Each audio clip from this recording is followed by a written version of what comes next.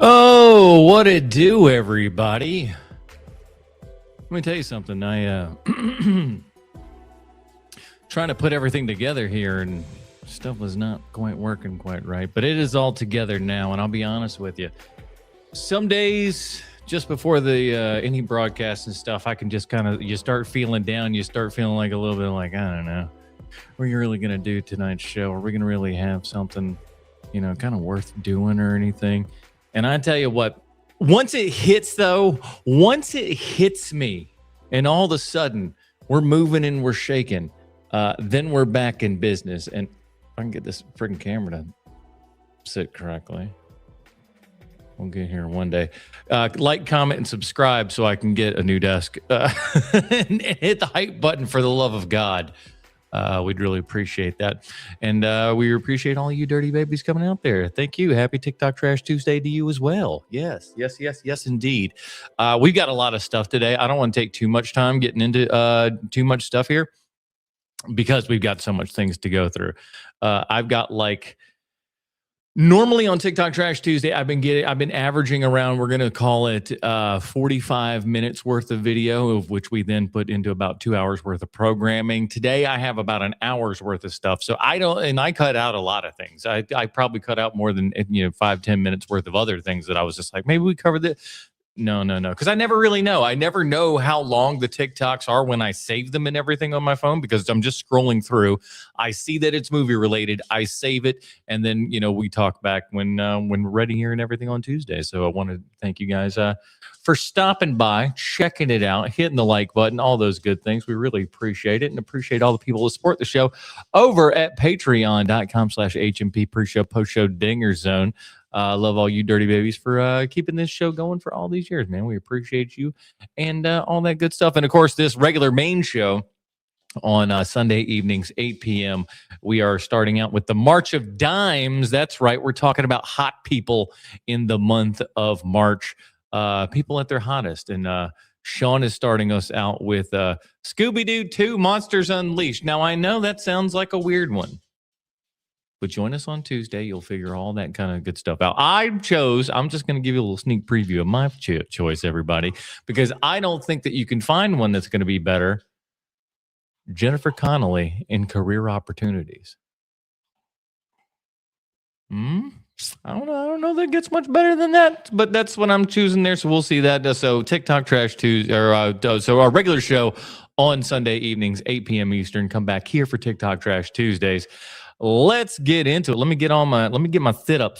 All right, here we go. Let's make sure all my jazz is in the right order and all the things look good. Where's my graphics? You can hear the dog chewing his food in the background. That's lovely. Thank you, Bronson. What a great guy. Love him. What a shithead that he waits all the way until this moment to start eating. So let's get into it. It's another TikTok Trash Tuesday. The ideal way to eat Butterfingers was in BB form. I agree. Now, again, this isn't quite movie form here or anything. Not a lot of movie talk here, but I will admit to you that when Butterfinger BBs came out in the 90s, I'm talking an elite candy. Because what's the number one problem that you come across with Butterfinger bars? You know it. I know it. We all know it. Let's say it with me. They're stale. That's right. A fantastic, fresh kind of Butterfinger bar is amazing. But do you know what the odds of finding that are? I might find true love again before I find another, Butterfinger bar that is crisp and new. Hell no. But Butterfinger BBs, man, they put that crispiness into reality form. You had everything. You had the peanut buttery, whatever the fuck we got in the middle of it, surrounded by the chocolate. You got all of that in one crispy bite throughout the entire thing. It was beautiful. And you had them all in this nice convenient bag here and everything. And if you were a really fat tub of garbage, you'd buy one of the big ass ones and then just kind of eat that like it was popcorn itself. It was disgustingly gross. But hey, it was the 90s and we didn't care. And that's why we were all fat kids. See, everybody knows that. But yes, Butterfinger BBs, highly, highly underrated. Bring them back, Nestle. You have so much other shitty, crappy, smelly candy. Have you ever smelled? Let me tell you something. Have you ever smelled a box? And I'm not talking about a single one. I'm talking about an entire fucking box of Nestle's Crunch Bars, you'll throw up in your mouth. It's horrible. It smells like rat shit. It's terrible, dude. Don't do it. You could stand to bring out a Butterfinger BB, let me tell you. They should have never been discontinued. I do not want this entire bar. I want them in little tiny circles. Thank you. Because the bar is too much and it crumbles weird. And like I said, most of them are stale and crappy and stuff like that. Forget about it. You bring them back. All right, what's next? Marvel ruined Hollywood? Good old buddy Asmund Gold here talking about Hollywood. Did Marvel ruin Hollywood? I'm sure they had a hand in it. I think Marvel was amazing. I think, like, honestly, the MCU was amazing up until Endgame. The MCU was amazing. I think that almost every single one of their movies, there were some that weren't that great, like Thor 2 wasn't great, etc. Maybe like one or two others. But other than that, I feel like so many of the movies back then were really good. Like they were. I mean, if I go back and I watch like the first Captain America, for example, or anything else, I really think that it was a great movie. It was fun to watch. I enjoyed it. It felt good. And you want to know why that was? You want to know why you enjoyed those? Because they basically followed comic book stuff. The reason that you like Captain America is that it was so faithful to what the spirit of Captain America was. It was unbelievable. The people that were behind that knew what that character was, not just what the iconography of the character was, not just what the, story of that character was, but why that character was who that character was. When you see little tiny Steve Rogers jump on what he believes is an active live grenade while all of the other Big Joes jump out of the way, you realize that they understand who Steve Rogers is. And that is the important part of understanding who Captain America is to understand who Steve Rogers is. And that's why they did such a great job with that in that first Captain America film. And that was because people cared. Everything. So I don't know why people are so negative about it, because I thought it was really fun. And I always liked Marvel movies a lot. Yeah. Director Joe Johnston was just the best when it came to period piece superhero movies. You got Captain America and the Rocketeer and stuff. He was amazing. And that's why when his name came up, I was like, he's a perfect thing, because he is kind of a Spielberg acolyte and everything, worked with him in the past and whatnot. So when his name came up, it was just like, that seems like a really perfect fit. And sure shooting, it was.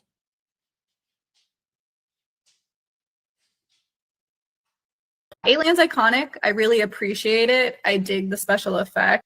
This or that, Predator versus Alien. Ladies and gentlemen, Predator is a fine movie.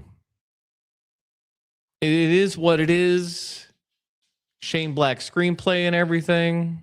Got a little co-star from him and whatnot. He wrote that, right? Am I screwing that up? I'm pretty sure he did. It's a fine movie. But is it Alien?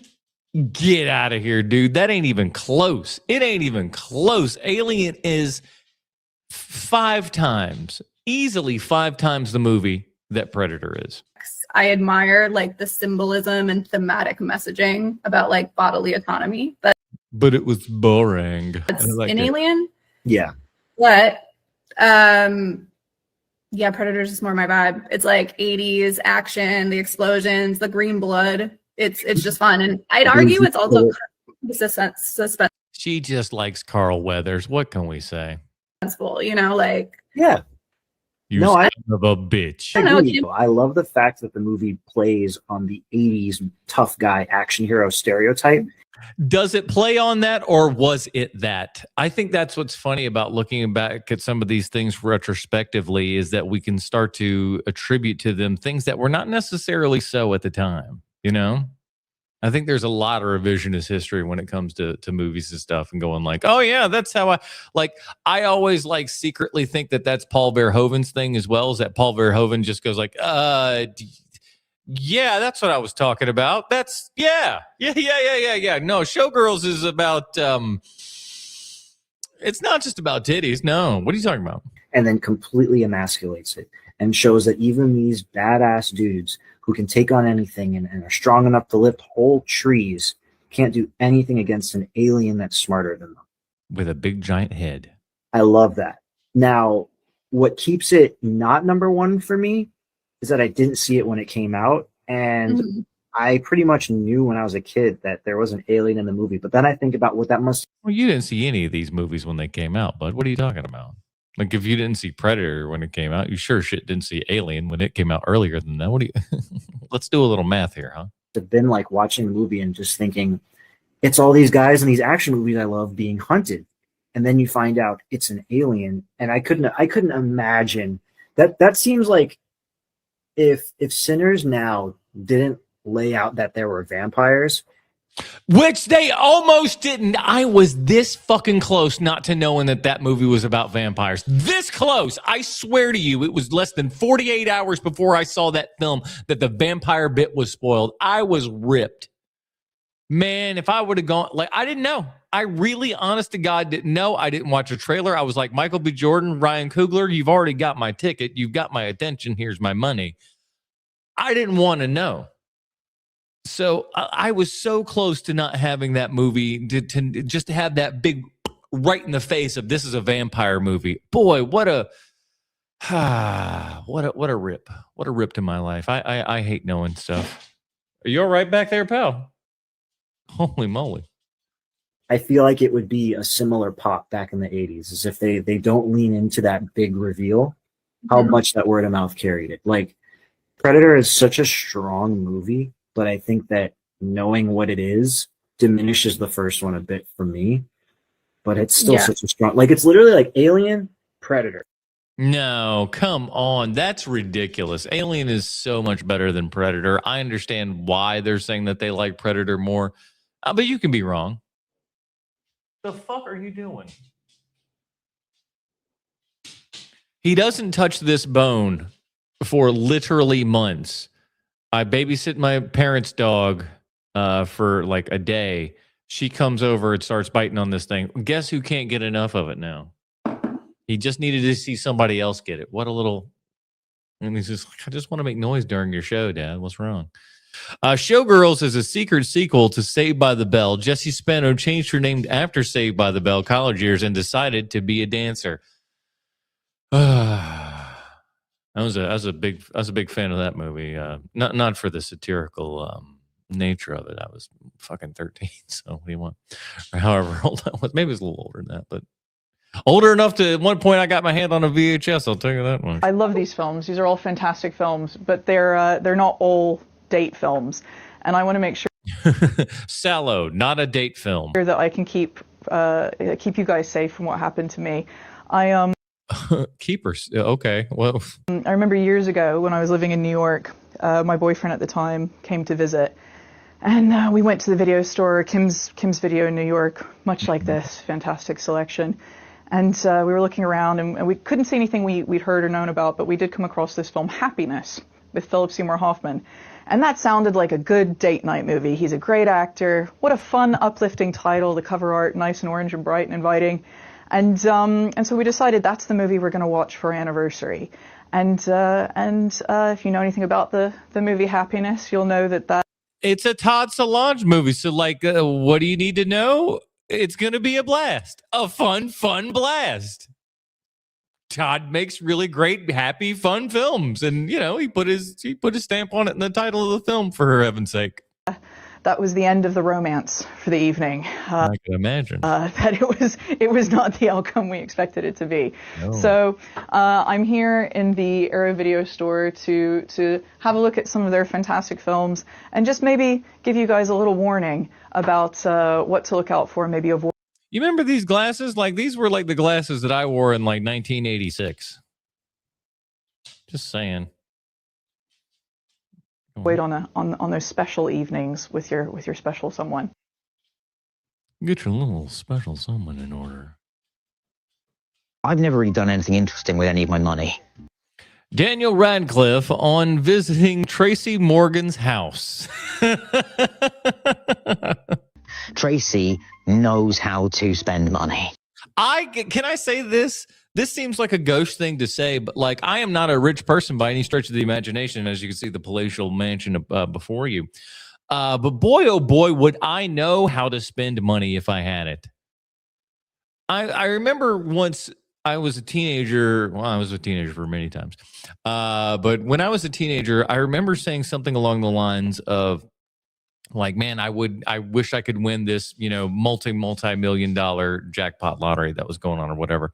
And my grandpa was like, if you had $10 million, you couldn't spend it. Like, you couldn't spend that much money in the rest of your life. I'm like, I could spend that in an afternoon. What are you talking about? I'm like, some people just don't know how to spend money. I could spend some money. I don't got no money, but I could spend some money if and I had some. Hit that like and subscribe button. And, he has, I'm going to say 10 or 11, like, large fish tanks full of, like, various...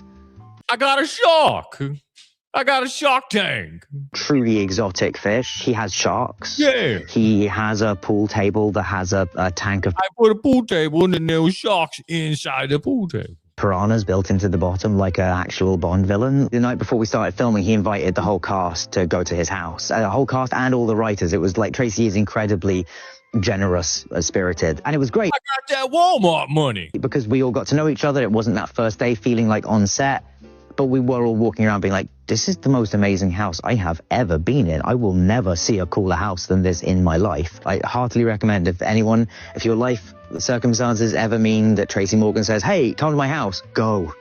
You bet your sweet ass I would be at Tracy Morgan's house in 2 seconds flat. Oh my God, I could not even imagine. Yeah, I got a piranhas underneath the pool table. Sure, why not? Please let me go to that house. Just go, see, check it out.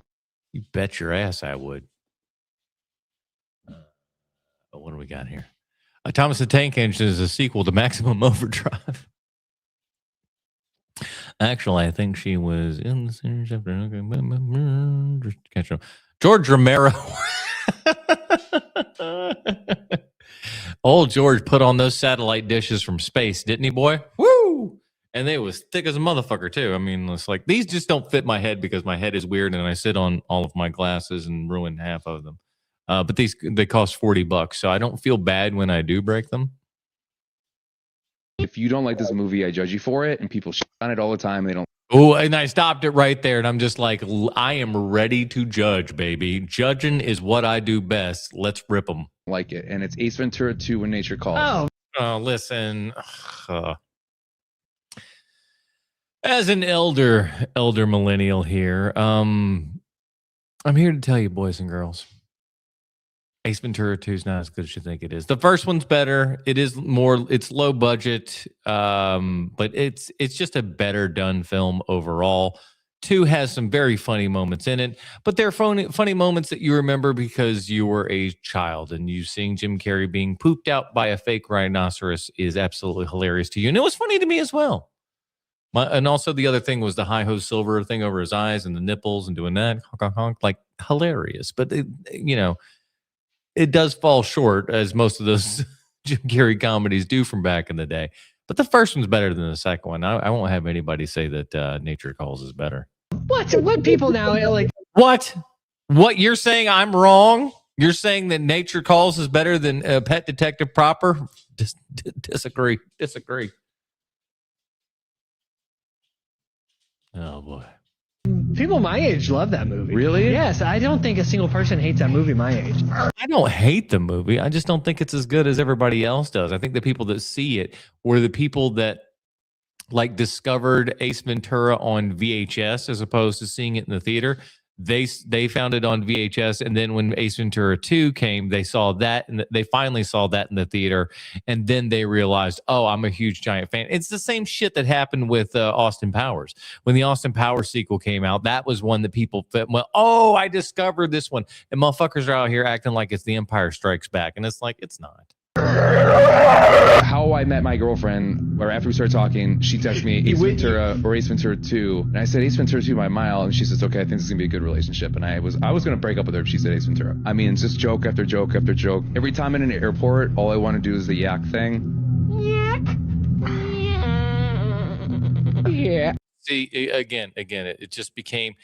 Again, it also became a lot like Austin Powers 2 again would have, where it was like we were kind of repeating some of those same jokes again, where it's just like, you remember this, don't you? Here's another one of those greatest hits, but maybe a slight twist. That's all I want to do. It is Jim Carrey's funniest role. Really? Period. Wow, period. Yeah. Wow, yeah, to the Period. I do have to think about that. His funniest role, period. I'd have to really lay them all out. I'd have to lay them all out. Jim Carrey is a true treasure. I believe that's true. I believe that's true. I will question things that he's done. Jim, what happened to your girlfriend? That's all I'm going to say. Hollywood should be ashamed of itself. We don't even show blood sometimes. We sanitize the whole thing. When a bullet hits a body, it does a huge amount of damage. When you murder someone, there is a mother and a father and sisters and brothers and neighbors and wives and children. Wouldn't you like to see all of those people in Hard Boiled? When Chow Yun-Fat just shoots up that entire tea house there and everything. Don't you want to know where their families are, what they think about dad going out and in Hong Kong over the evening and getting shot up in a giant tea house with a bunch of birds? What's dad thinking about? Well, what are his parents? What are the kids thinking about? Dad's not coming home tonight. And they pay the price for it. And it's also a cheap trick, and it's a self-defeating trick. I want you to want me. I need you to need me. Frankly, I'd love you to love me. I'm begging you to beg me. Because there is nothing more dramatic than killing someone. Well, letting them live. Ooh, how about that? How about that? Not killing them and letting them live, because killing them might lead to that sweet release of death. For being psychotic there, William H. Macy, we can get there. But if you kill 12 people, it's just pornography. And I think if there's one thing we can all agree on, is that it is, as artists, as storytelling artists and filmmakers, the one thing we've got to do is tell the truth about the human experience. There's so much that's funny with that. I'm not going to touch it because it would unravel a whole ball of yarn. But people from Hollywood saying that statement, I just find it funny is all. That's all I'll say. That's all I'll say. I find that funny. What's next? John Malkovich, can you just talk a little bit about what that scene was like? Yeah, I mean, we were trying to sort of set up the history of the Fantastic Four, Okay, so we're talking about, like, as we saw in the trailer for the Fantastic Four, there was a quick shot of John Malkovich in there, and if you saw the Fantastic Four movie, no John Malkovich to be found at all. What gives? And I think we're about to find out. The 4th anniversary of their becoming the Fantastic Four. We needed the movie to feel lived in. We wanted to understand the relationships, but we didn't want to do the origin story. We wanted to kind of, quickly give everybody the information that they needed to. Which was a wise move. We didn't need to spend forever with this. We got through it with montages and news reports and all that kind of jazz. It worked quite well. No. And so we had them, meeting up with adversaries like Mole Man and others that are drawn from the comics. Man, I was really hoping for a Mole Man kind of thing. I ain't gonna lie. Especially the early 60s. Like a full on, just like the comic and stuff like that, where there's this, we got a taste. We got a taste enough, but we could have gotten so much more. Kirby and Lee initial run. And Red Ghost is one of those great classic villains of theirs, and is also great for the time because this is very much set in the space race and informed by JFK and optimism and the Apollo 11 and the idea that we can do anything and conquer the unknown. And so having an adversary who was similarly informed by the space race made a lot of sense. But we had so much stuff that we had to establish and juggle that ultimately, unfortunately, we just didn't have the landscape for that. But it was a great sequence of him trying to steal the Excelsior and Reed battling Super Apes. And there are little clips of it within the film that you get to see both up front and also even in the titles at the end. He's such a gentleman, and his work in it was incredible. And I wish he were still in the movie, but it's just the unfortunate process of storytelling.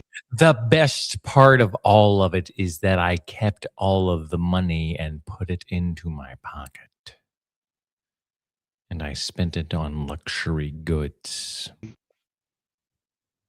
I don't know if that's a good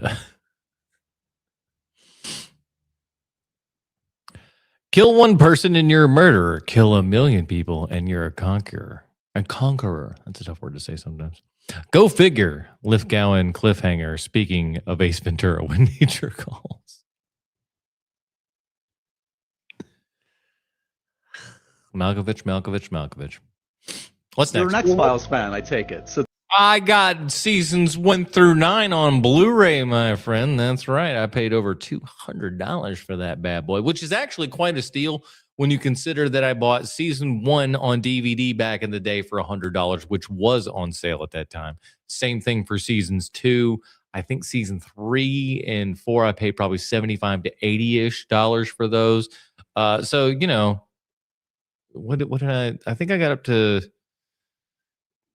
6 or 7, season 6 or 7. I don't think I got like, I got like season 6. I don't think I got 7, 8, and 9, just because, especially the 8 and 9 with the dog ears and stuff like that. Who's looking for that? talk to me why that show is so important to you to bring this back. Hey, man, I love it, bro. Like it's Ryan Coogler talking about the X-Files. I forgot what we were talking about here for a second. I knew he was talking about X-Files. I'm like, why are we talking about X-Files? Oh, yeah, Ryan Coogler's rebooting it here and everything. And let's see what he's got to say. Like for me, that show is what I used to watch with my mom, bro. Yeah. Like it's one of the most beautiful American television shows ever made. I think it's the story of because Chris Carter will tell you he was trying to make Koshak the Night Stalker. Right. You know what I'm saying? Like, and it's for me that's what it's all about. It's like when you as an artist, when you're trying to capture something that you were influenced by and you make something totally new. Or it's also like, the times where they tell you that you can't do that sort of thing. And that was the case with like George Lucas wanting to do, Flash Gordon and stuff like that. We're like, we're not fucking giving you Flash Gordon. It's like, all right, I'll make my own thing. You're Star Wars. Chris Carter basically going, I want to do Kolchak the Night Stalker. And they're saying, you can't do Kolchak the Night Stalker. He's going, all right, fine. I'll do my own thing. Anytime you watch a TV show, a movie where there's a skeptic paired with a believer and they trying to solve a case, like something like, True Detective season 1, for instance, you know what I'm saying? Like so, it comes up so many times. And then, yeah, bro, that's the show that gave us Vince Gilligan, bro. I'm hyped, bro. Like, I'm big mythology, or are you going to do kind of like the solo episodes, like kind of the bottle episodes, or because that show did both. Yeah. I mean, it wouldn't be X-Files if we didn't do both, Yeah. We intend on having both monsters of the week and also, like the overarching conspiracy, you know what I'm saying? Grappling with that. Yeah, but that's what I'm doing now. It's also like nice to have something that has like the pressure of the fans, you know what I'm saying? There's some pressure on you. Like, and here's the thing, at least he's like right around my age here and everything. So I feel like he's at least coming from a place of somebody who actually did grow up watching it and probably does have a good bit of affection for it as the age group tends to. So I'm hopeful. I'm hopeful. A lot of really smart people that I don't want to let down. You know what I mean? Including Jillian. Include me. You spoke to Jillian, I heard. Is there the intent to involve them in some way? I'm big fans of her. I'm big fans of David. You know what I mean? And that's all I can say. Okay, I mean, I feel like they would. I don't know. Like here's the thing: you're not taking away my Blu-ray, so I got that going. You know what I mean? I want to talk about a small blink and you miss it moment from a small scene in Catch Me If You Can. All right, so keep your eyes taped open, Kubrick style, so you don't miss it. The scene comes later in the movie where we meet Hanratty, and he's doing a slideshow about check numbers to a room of people who are entirely bored by him. And there comes this moment where the slide projector malfunctions. The remote thing is broken. You have to do it by hand. You gotta try to... Agent Mullen, it should be the square button just there by the side. The carousel doesn't work. It's that badge carousel. You got it. Thank you, Agent Mullen. Move it manually.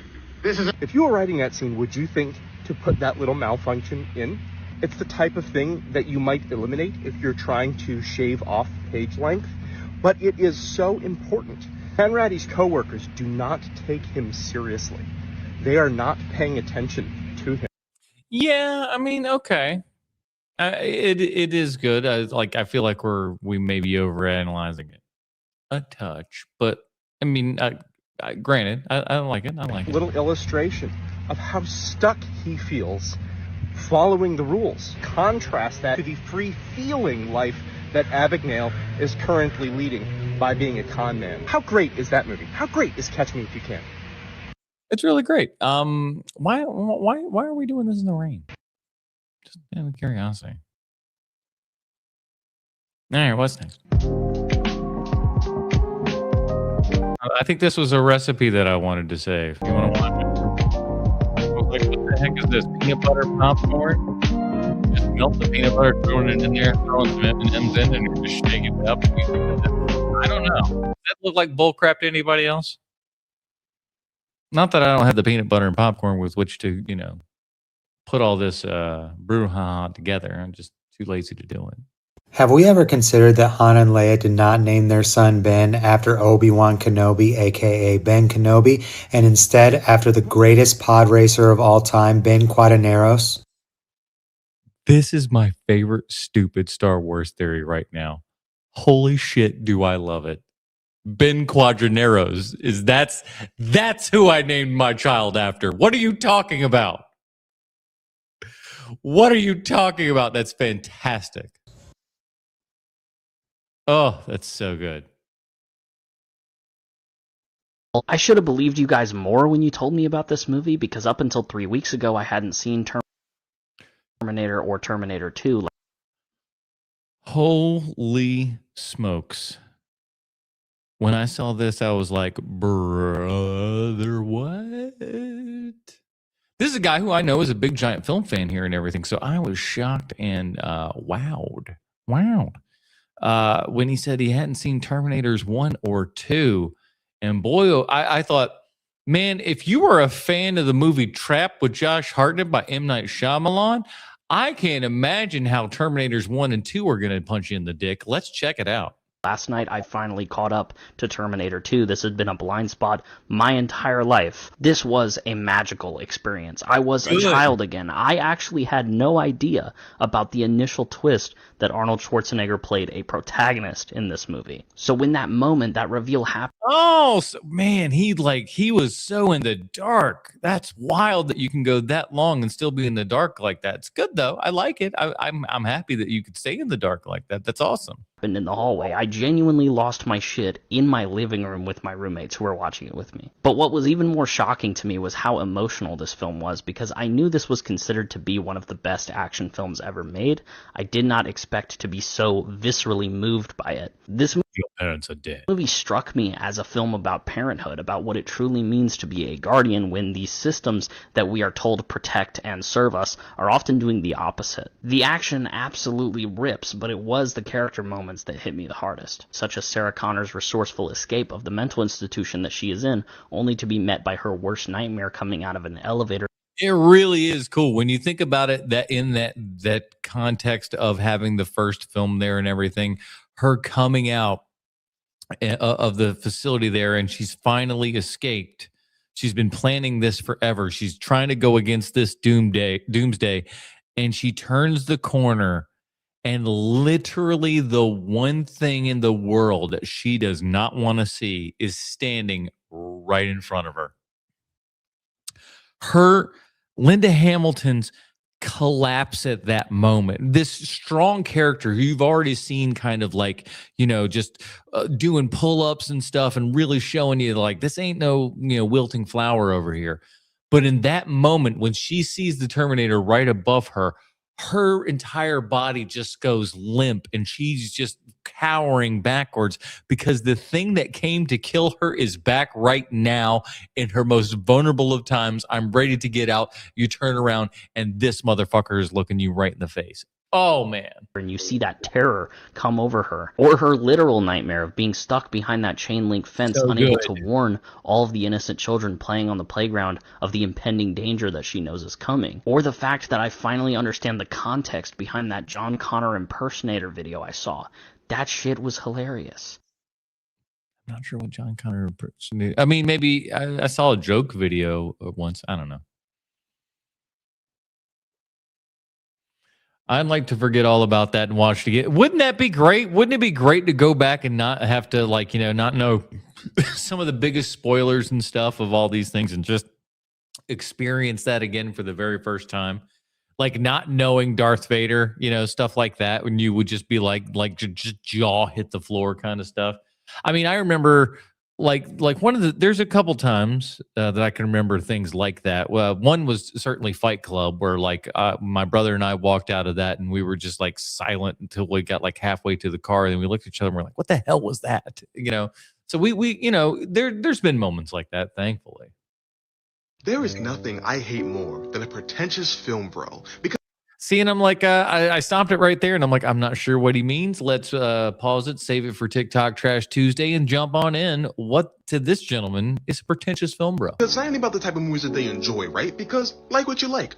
But don't come at me crazy because I haven't heard of your favorite silent black and white art house film from the 1930s, filmed from the perspective of a bug in a French prison. Like, now, I understand that. I understand when they get into the very specificity of certain things and stuff like that. But like, there is a little bit where it's like, come on now, you do need to have at least some sort of base knowledge. We don't have to get too esoteric, but a good base is always good, no matter who you are. Who do you think you are? Better than you, my friend. Better than you. People always go like, who do you think you are? I go, you're better. You're better. I'm your better. That's right. John Carpenter hates dogs. And I think this is a good theory. This is all I've heard, but I know a little bit about John Carpenter movies and stuff like that. And when I heard this one quick statement, I was like, maybe. And here's my logic. First off, The Thing. How many dogs die in that scene in The Thing? Hopefully, I know he's got others. Let's see the others as well. A dozen dogs. God. And then we go to the original Halloween. We see one dog in the whole movie. That dog not only gets choked to death on camera. Well, it's kind of off camera. We see a limp body at the end, but he's. But then we hear about another dog off camera who's been eaten. He got hungry. He was hungry. John Carpenter's a cat guy. I'm just saying. This guy must hate dogs. True. Wasn't there a dog or something that died in Assault on Precinct 13? Wasn't that another one? No, if there's one thing I know about John Carpenter, it's probably that he's absolutely a cat guy. Yeah, he doesn't look like he'd be down to give a dog, love and attention like that. Cat, you can just let it go. You do what it won't. My brother John's always like, you would have had a better career, but you wanted to be a fat guy. I wanted to gain weight. Oh my God. No, I wanted to gain weight. We always forget that Nicholas Turturro is John Turturro's brother, don't we? I was always starving for weight. So when I finally gained weight, I figured I was going to live.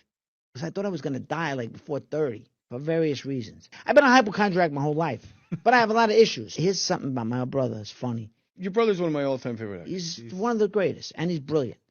And he's a great brother, too. He could be a hard ass for me, but because he loves me. It's probably because you deserve it. But when he goes in to hug you, he checks if you're fat. He checks if you have any he's one of those guys. Stuff on you. It's like a test that he does. And if a guy is like fat, he has a problem with that. It's weird. Because he's like, you had leading man looks, but you wanted to be a fat guy because you thought. But you were never fat. But in his eyes, I was. Tell him to suck my dick. I know. That's what Sandler told me. Sandler was like, there's nothing. I don't really care how fat you are. You are always sexy to me, Nick Turturro. Funny about a physically fit guy, Nick. Why do you want to lose weight? And I'm like, you're right, Adam. You're fucking right. That's true. Very few funny people are, like super skinny sort of stuff. Unless they're like super, super skinny, then that's funny. But like fit people usually aren't that funny. Not by and large. They're usually the fat people, normal-ish people, or like wildly skinny people, but not. What's next? If I'm at a half-full screening of a film and I've accidentally sat in your seat, I might have missed the row or whatever. You're getting punched right in the face as far as I'm concerned. You got your ticket. You know how to read, don't you? You know how to read? Guess what? I'm giving you a one-way ticket to Pound Town, baby. Because it's fucking pitch black in there. You have no right to kick me out. Even if the screening is fully booked, I will go sit in a better seat if you're not there when the film has started.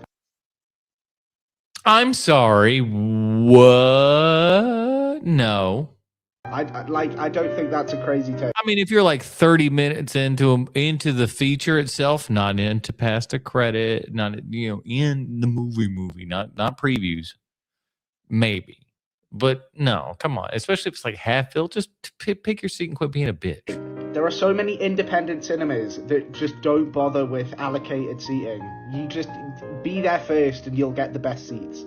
I think all cinemas should do this. It just makes the most logical sense, and it stops like people fucking shouting mid-film, being like, "You're in my seat, you're in my seat." Just fucking sit in an empty seat if the film has started. If you wanted to be in that seat so badly, you would get to the cinema for the allocated time on your ticket. Yeah, but if you were a decent going cinema patron, you wouldn't be sitting in a seat that's not yours. Not fucking half an hour into the film. Grow up, people. Yeesh. That reminds me of the Flicks Brew House that replaced my local Alamo Draft House. Finally opened. I'll probably go sometime this week. I was gonna do a Dan Merrill did a video on Alamo Draft House. I was thinking about doing a reaction video to that. I don't know exactly what the topic is outside, but I know it's Alamo Draft House related. The stepmom who at the beginning said she was going to show up unannounced and try to win over Gorgeous. She makes her way. She stops at the watermelon stand like you do, because like you do. Have you seen House before? Oh my gosh, let me tell you. There were two movies in 1977 that broke the world's brains. They were Star Wars and House, or Houseu. So good. This movie's fantastic. I have seen it in 35 millimeter before. It is so awesome. There's a sticker of the cat face in orange there on my refrigerator. Big House fan. Everyone's got to. And our boy Togo, who was trying to get to the girls too, he's all bananas now. Yep. I did laugh at this. It's so wild. It makes no sense. He is bananas. And when you do realize that, everything was kind of dreamt up by a 12-year-old girl, everything starts to go like, oh, this makes sense. Like same thing with like Shark Boy and Lava Girl, any of those things that Robert Rodriguez did with his kids. And you realize, oh, this is put together by an 11-year-old. All right, it makes more sense now. It really is. Not a banana, not a giant, but he is bananas. Multiple bananas now. Bananas with a hat on. Yeah. This is after he told the watermelon, "You like watermelon? No, I like bananas." He just dies because Mr. Togo likes bananas instead of watermelon. Next time, if anyone asks you if you like watermelon, you like watermelon. Yeah, you definitely don't say anything about liking bananas. You do not Bananas want to are turn gross. into But so is Fuck watermelon now. I'm glad they didn't do anything else with bananas. I'm not going to get into it. It could have been a dick. The aunt with a banana. This is a different movie now we're getting into. We got there's like a decapitated head that bites somebody's butt in that movie, for crying out loud. I turned down Minority Report because I was scared. I've seen E.T. 24 times on screen. And the name.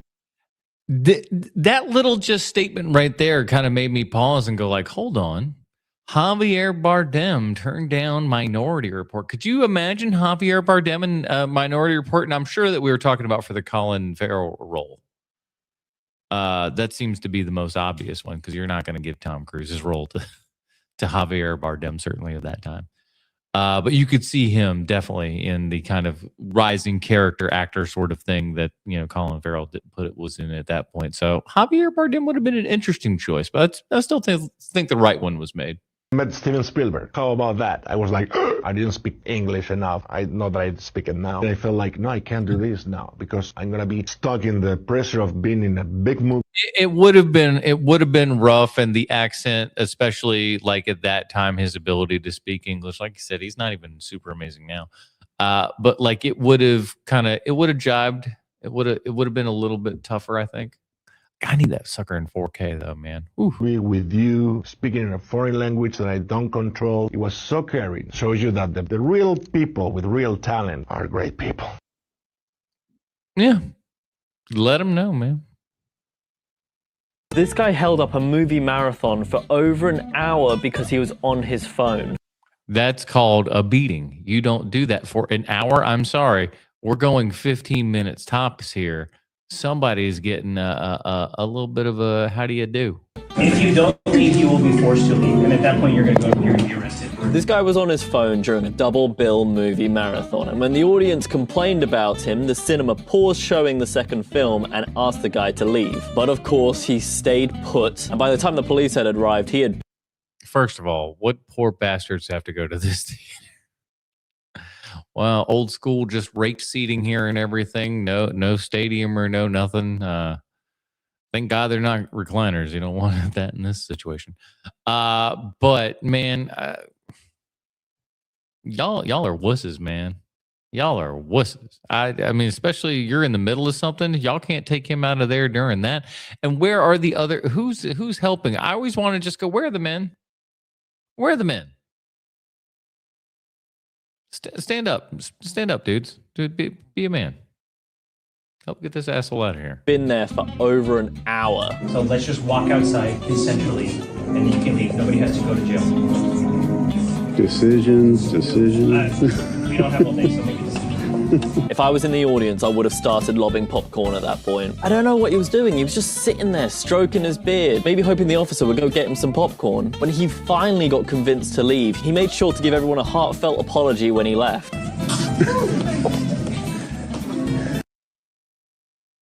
Nah, listen, man. Y'all got to make short work of that. I had to go inside of, A Star Is Born, walk all the way up to the back row and escort two 60-year-old drunk-ass women out who were hitting other patrons. You can do this in a timely-ass manner, dude. Our pitch is very simple because it's the truth, which is we're going to keep Warner Brothers running pretty much like they are today. Why do I doubt everything that you say, Ted? Releasing their movies in theaters for the traditional 45-day windows. Oh, 45 days. A whole 45 days. That'll encourage people to come out and see those movies.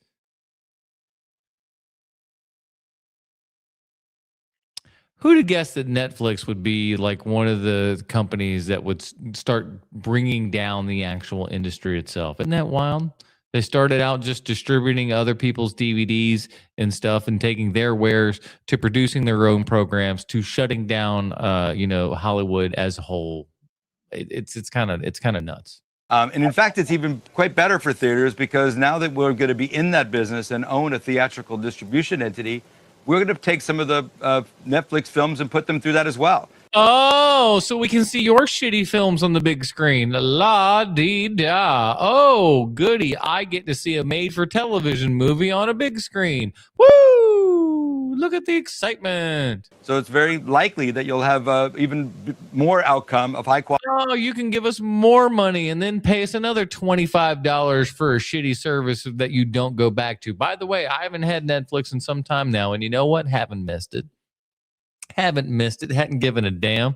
And then they go like, oh, look, the new Guillermo del Toro Frankenstein is out on Netflix. And now it's just like, well, there you go. That ain't enough for me to go and, drop whatever the hell it is, $15-20 a month on this thing now. For what? No. Quality films for the theaters if this deal goes through. As many times as you've made this commitment on the theaters, it seems that there's a certain contingent of the population that just struggles to believe. And there's also a certain contingency of reporters and stuff that can get through the marketplace with weird lisps and shit these days. What the fuck is going on? When did we stop having professionality in our news broadcasters and broadcasters in general? People on the internet piss me off. Everyone's got this like Burger King foot lettuce boys where they think this is what an announcer sounds like. I think this is what a good announcer sounds. I want to just choke everyone. It's so terrible. Learn to fucking speak, people. And if you have a lisp, maybe not get into a local broadcasting. Maybe you need to be a print guy. And I'm wondering, my sense is, and I've heard that both theaters and some of the trade unions in Hollywood over here in Netflix have asked for sort of formal commitments on some things like level of production, theatrical releases. Are you willing to kind of put those commitments in writing? And if not, why not? I don't know how to write. Lucas, let's be clear. This deal does not represent any concentration risk at all. So those two would typically be remedies for a situation like that. According to Nielsen, we have 9% of the business. We're going to add HBO to that. And we're going to have 10% of the TV business, which is the primary driver of this. Ugh, I'm so fucking tired of Netflix. I don't want to pay them money, and the more crap that they acquire, the more money they're going to be asking from you. And you know what? You're going to pay for it until you don't. You know what I mean? Deal out of our business. In the theatrical business, it's highly competitive. There's a lot of output that's going to go through there. The reason I'm not going to put it in writing, I wouldn't want to do this deal only to put ourselves at some bizarre competitive disadvantage down the road. And I've earned some of the skepticism about the theater business because I've said things about the state of the theater business, but I said that in the context of a business that we were not in. But if I'm in it, then somehow I'll think things are good, and then we'll do good things for it. Fuck you. You're a liar, Ted. You're a liar. You're a liar. You don't want to have to do any of those things because I got news for you. All those things got overhead. All those things. There's too many things for you to manage. Why do that when all you have to do is upload it to this server once and then you're done and you charge dickheads and ding dongs, $20 a month for a service that they use for, a very minimal amount of time per month. No, I don't buy it. And today we own Warner Brothers. We own a theatrical distribution entity, and we're going to want to continue to invest against the success that they've had.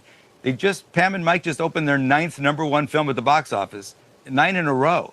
That's the kind of winning that we want to do with. Oh yeah. Trust me, nothing right now is making over. If a movie makes $100 million on opening, it's like The Second Coming. It doesn't happen anymore these days. It's pretty rare. With Warner Brothers and the theater owners. It's a recipe for disaster, man. I'm just it's so stupid. You picked this movie for us to watch. Yeah, I did. A little movie known as Death Proof. Death Proof. Woo! All right. I noticed. Interesting. This thing said 60-second review here. I want everyone to count how long this is because I just remember seeing this in the timeline being rather long. So we'll see how 60 seconds this shit is. This is my third favorite movie of all time. Even though it's 3 on the list, would you still consider this the best Tarantino? This is. Oh no! I like it because it's the most Tarantino. The dialogue I think is great. The fucking soundtrack rips. It's amazing. It's the best one. Great soundtrack. Own that soundtrack. It's the best one. It's the best one. And he does one of the best chase scenes I've ever seen. Yeah. So when I went to go see Death Proof, I've mentioned this on the podcast previously. I saw it kind of what would best be described as a modern day grindhouse theater that's been around since at least the 60s. It was still 35 millimeter film at that time. I had seen it once before, loved it, brought my friend to see a second screening. And during the second screening, during that final chase and everything, the bulb on the projector went out. And all you heard was the audio of the chase scene going on. And everyone in the theater thought it was part of the gag, because you'd seen like missing reels and things were jumping around and stuff. So it wouldn't be, all that out of the, realm of possibility for the movie just to go black and you hear the audio. And I had to look around to everyone and go, this is not part of the movie. And I rushed out to the lobby and the guys were out there playing the Elvis pinball machine. I said, hey, the light bulb's out. They run up to the booth there and everything. By the time I sit back down, the audio's still playing there and everything. And it goes, and then it just starts right back up again. Light flickers on and the movie's over. It was the worst experience ever. But my buddy loved it. He just goes, nope, that's as good as it possibly gets right there. That is that grindhouse experience. It was incredible. Casually. I think this movie's perfectly casted, especially the first half with that group of girls. I'm like, everyone here should be famous. And also, Kurt Russell is so magnetic. Oh, God, he's so good. Kurt Russell's funny in this. He's funny. Good God, is he hilarious. When he was explaining Death Proof, the car. Is it safe? No, it's better than safe. It's death proof. If I was a girl, I'd still get in that car. Yeah, so if you clicked on this video hoping you would find someone who also loves Death Proof, you're in the right place. Who would have thought, You don't hear people talking about Death Proof that positively in the oeuvre of work. And that was less than I thought. And maybe there's another video that's quite long. Race and gender absolutely determine the direction that cosmic horror takes, and the universe looks different depending on which subgenre we're in. White cosmic, specifically male-centered ones, is all about the fear of feeling insignificant, feeling powerless in the presence of something so beyond comprehension that it shatters the mind. Listen, sometimes you gotta have your mind shattered a little bit, right? Making it impossible to distinguish what's real anymore. The universe says you're nothing to me, while in feminist cosmic it says your body is terrifyingly significant to me. Because it needs your body to reproduce, and it's not going to stop until it gets what it wants. But Yeah. Good it's stuff. still making you feel as if you don't matter, because all you are to it is a stepping stone. It only wants you so it can replace you for something it believes to be more marketable. All you are is a product. Nothing more. Black Cosmic, on the other hand, says forget the universe. I was already born into a system that by design makes me feel insignificant. And that's why the scariest scenes in Lovecraft Country is not from other worlds, but from the monsters that's already here. Boy, that's just I like it. I get it. I understand all of it, but boy, it just seems so cliche and stuff at this point. It's like the monsters were actually inside of us the whole time, you guys. Whether it's this or zombie movies or whatever, it's all the same shit. It's just like maybe the real monsters are us. Think about it. And this is something you'll notice in a lot of older white-coated sci-fi media, is they like to envision that aliens are a futuristic evolved version of themselves. Think about it, a technologically obsessed race where they all look the same. Pale white skin and giant brains and scrawny bodies because they finally solved the work I always thought they were grays or green, but okay. around in avoiding manual labor, which is something they've been trying to figure out to do for quite some time. That's why they love the theory of it being them from the future so much. Where Chris Nolan is saying cope, Jordan Peele is saying nope. Because the idea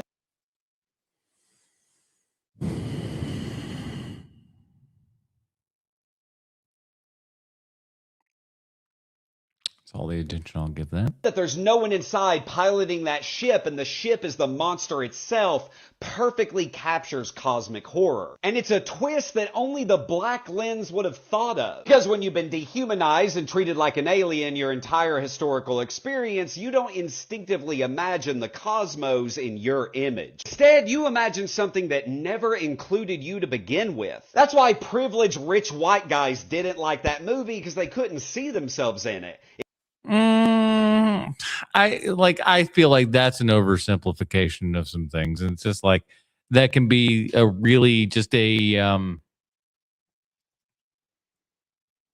stick that you wave at people, and just go like, oh, you don't like this because of this. That's not all. And like I'm sure there are cases of that, but I'm sure it's not always the case either. It made them feel like an alien. Ironic. That's why cosmic horror is so scary to them, because it's them discovering they're not the lead character of the universe like they thought. Genre becomes far more interesting the more you can pivot away from the white-centered male lens. That's why I Saw the TV Glow is such a great example of this, because it takes the concept even further and says reality itself is the real monster. Because you're living inside of a narrative that keeps insisting this is what you're supposed to be. How you know inside that isn't true. And the cosmic fear is, what if I never escape this script? What if I'm forever stuck in a world that never recognizes who I am? The concept elevates the cosmic genre because it's saying the void isn't outer space, it's a life unlived. And this is why diversity in film matters, because when you switch perspectives, the universe stops looking like something that cannot be understood and instead starts looking like a mirror. Gotta give it to Predator. Did I fucking do this again? For the sheer amount of consistency.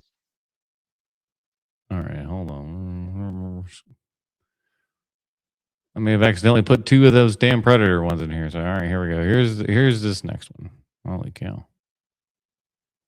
Feeling called The Three Little Bops. This is where the three pigs are playing bop music, and the big bad wolf wants to join by and then all the little bop dancing.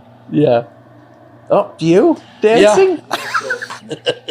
Because during those days, I was a dancing freak. That's amazing. Jerry Shinneke, the animator, called me into his office. He had a Bolex camera set up, and he says, hey, I understand you do the bop step. Would you do it for me? And so I'm doing it. And then he turns on the camera, and he catches my foot movements and all that. A few months later, when the film was finished and it was projected, I said, wow, that's me dancing. That's amazing. Oh yeah, I was just a model for an animated cartoon and all. That's pretty sweet. Why is it not common practice for writers of big TV shows to bring in a few fans as consultants? I think this is a question that we've all, at least asked once or twice. It's like, hey, well, we like this stuff. Why don't people consult us? I mean, certainly, over at H&P, we had 10 years worth of superhero movies and TV shows that we ended up discussing. And not that we were ever like, they ought to come to us to know this. But like, that was always kind of an underlying thought and everything. Was just like, why wouldn't any of those people contact, folks like us? Maybe not necessarily us, because we're never really all that big. But just to contact people and just say like, hey man, what do you guys think of this? You don't always have to take their, words and everything into full account. You can sometimes just, go with it. But I don't know. We'll see. And they go on to say, I can name several shows that would have been saved by having fans consult during the writing process. This is a really common question, so I'm not trying to make fun of this person for asking, and I've obscured their name. And what I'm about to say, I mean in the nicest way possible, which is when it comes to entertainment, the fans don't know what they want until they get it.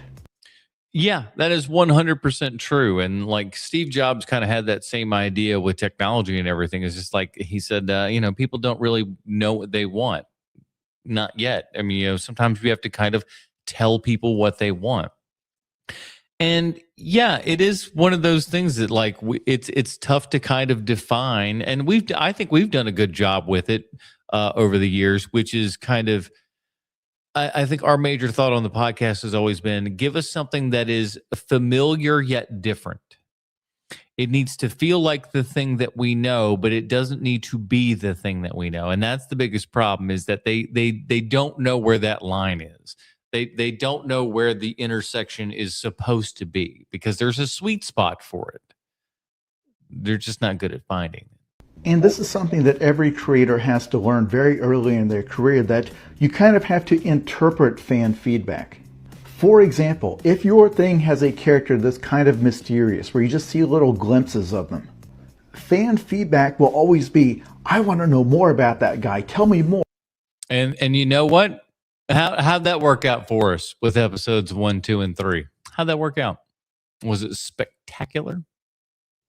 But then if you do tell them more about that guy, it's always like, oh, okay.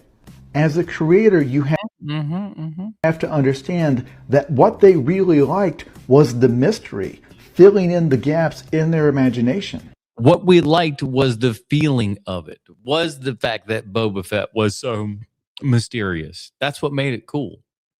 When you find out who he is and where he went to elementary school, who gives a shit? That this guy was cool only because they didn't know anything about him. But that's just one example, and I could give you 100 more. Like, fans will constantly demand a romance between two favorite characters, when what's really keeping them engaged is the tension of wondering if it will happen. Correct. It's fine when you're making... Exactly. When you were watching the X-Files, you always like that kind of like, will they, won't they, with Mulder and Scully, because like sometimes you think they would, sometimes you think they wouldn't. You were always kind of on that train. But when they finally started getting together and stuff, it wasn't nearly as rewarding. Same thing with The Office, Jim and Pam and all that stuff. Once Jim and Pam got together, you're like, fuck those guys. In entertainment to give the fans what they want. But the key is you have to give them what they really want, not what they say they want. Yep. That is correct, because what they say they want and what they actually want are very often conflicting things. Your union released a statement Friday condemning the clip and ByteDance, saying, quote, SAG-AFTRA stands with the studios in condemning the blatant infringement enabled by ByteDance's new AI video model, CDance 2.0. The infringement includes the unauthorized use of our members' voices and likenesses. This is unacceptable, and it undercuts the ability of human talent to earn a livelihood. CDance 2.0 disregards law, ethics, industry standards, and basic principles of consent. Responsible AI development demands responsibility, and that is non-existent here, unquote. ByteDance responded to the allegations with their own statement that says, in part, ByteDance respects intellectual property rights and we have heard the concerns regarding CDNs 2.0. We're taking steps to strengthen current safeguards as we work to prevent the unauthorized use of intellectual property and likenesses by users, unquote. Do you believe them? Well, it doesn't matter whether I believe them or not. It matters whether they do that or not. And they won't, and it doesn't matter. Here's the thing. So Sean Astin is the new president of SAG-AFTRA. And I don't know that he was going to be the best choice for this one. We're going to listen to him in this interview, and it's not going to sound great, in my opinion. I think the whole thing with actors and this whole AI thing right now is they are scared. They rightfully should be scared because they've kind of grown too accustomed to the good life.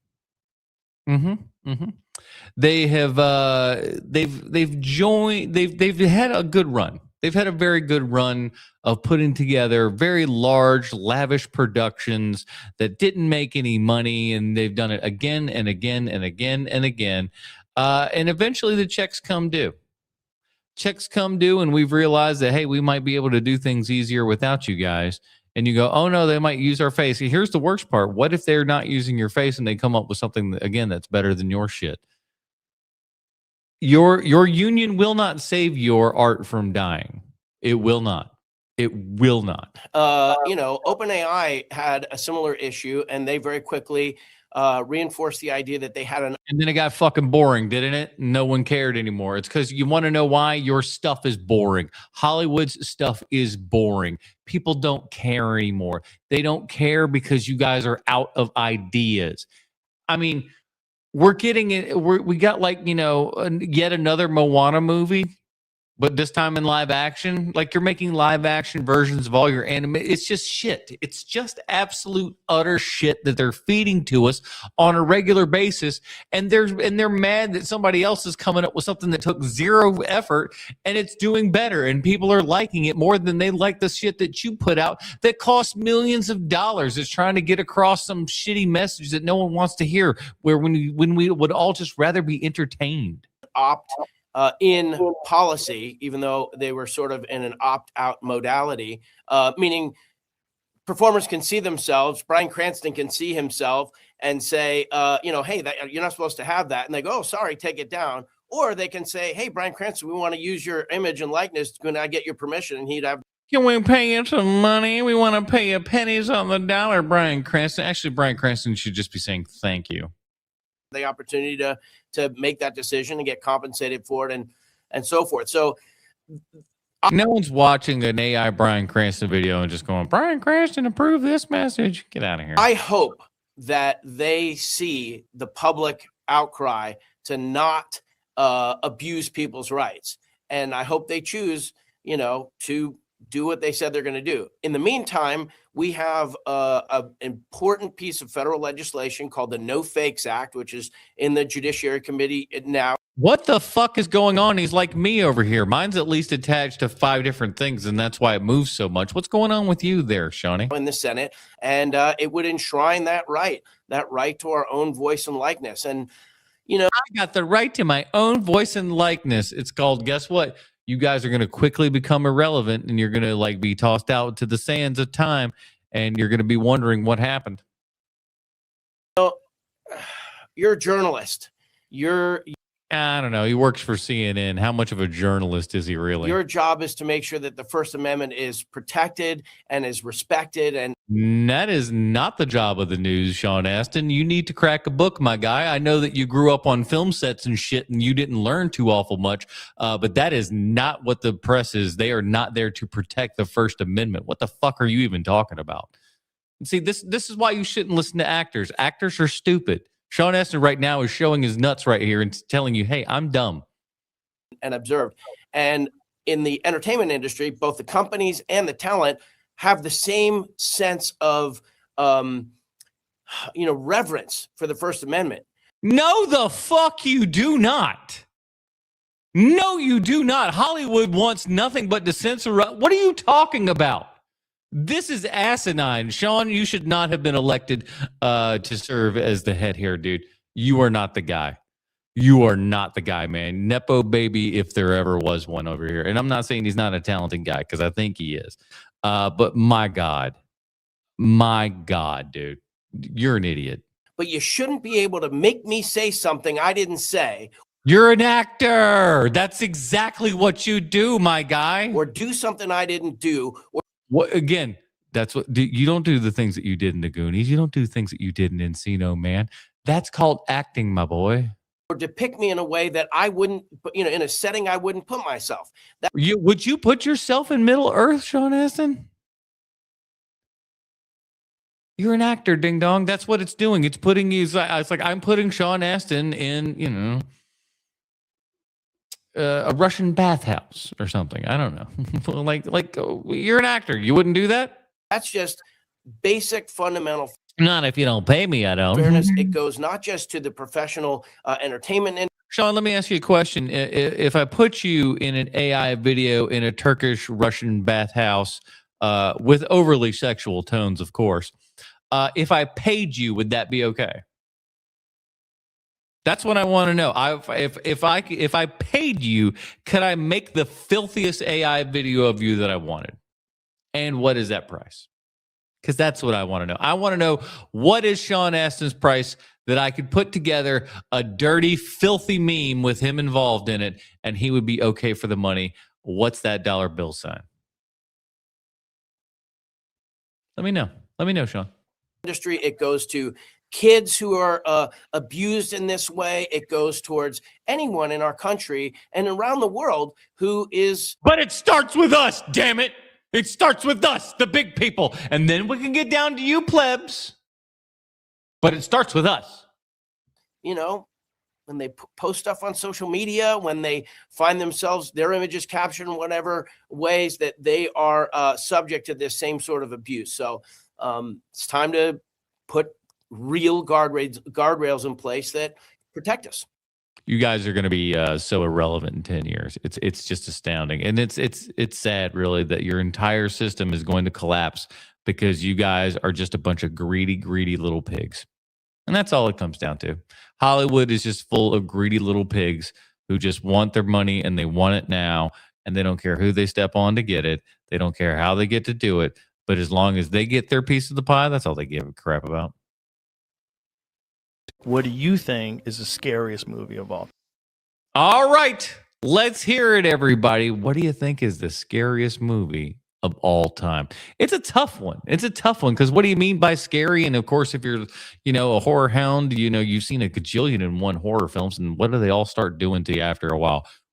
Just, brick walling you, man. That ain't no big deal. They start to not really, hit you as much. Let's see what the boys got here and we'll see if we can agree.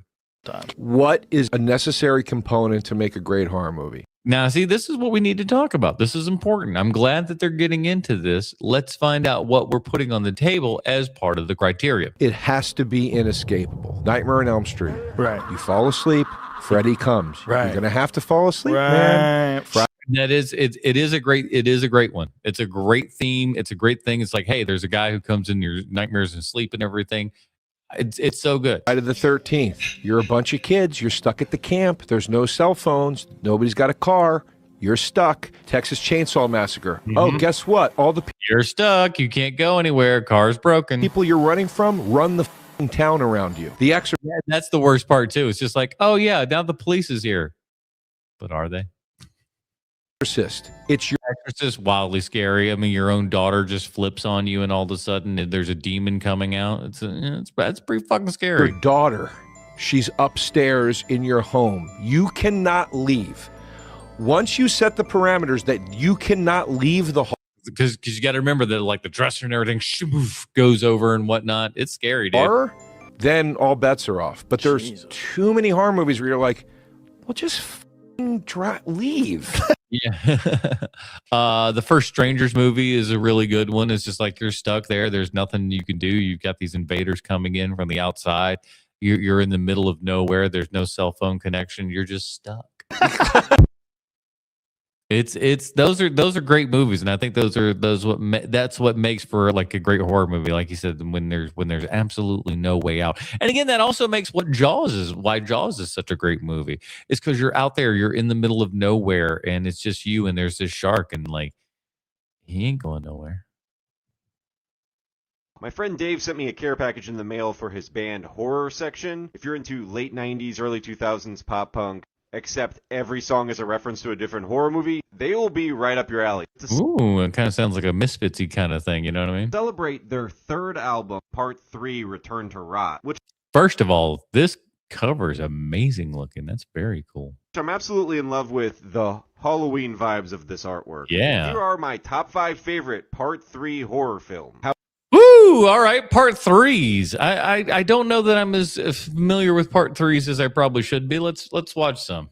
House 3, Horror House, an absolutely insane premise about this detective played by Lance Henriksen, whose family is haunted by the vengeful spirit of a serial killer who's sent to the electric chair. Just a gonzo movie with some of the best practical effects you'll find in an 80s horror film. Halloween 3, Season of the Witch, and all. Oh yeah, you can't forget old Halloween's 3 Season of the Witch, where Tom Atkins bangs your mom. In all reality, this should have been a standalone film, but as it stands, this is still considered the third film in the Halloween franchise, despite having absolutely Exactly.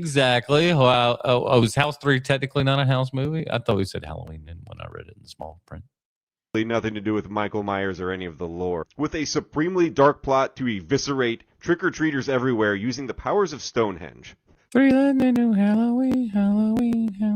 Absolute insanity. Army of Darkness is my favorite Evil Dead movie. Full stop. Wow, that's a bold statement. I think Evil Dead 2 would probably be most people's favorite Evil Dead, but Army of Darkness, listen, I respect the conviction. The culmination of everything the Evil Dead franchise had been building up to at that point. Insanely quotable and a perfect horror comedy if there ever was one. This is my boomstick. This New Nightmare. Come on, I'm surprised this isn't number 1. Okay, then what's got to be number 1?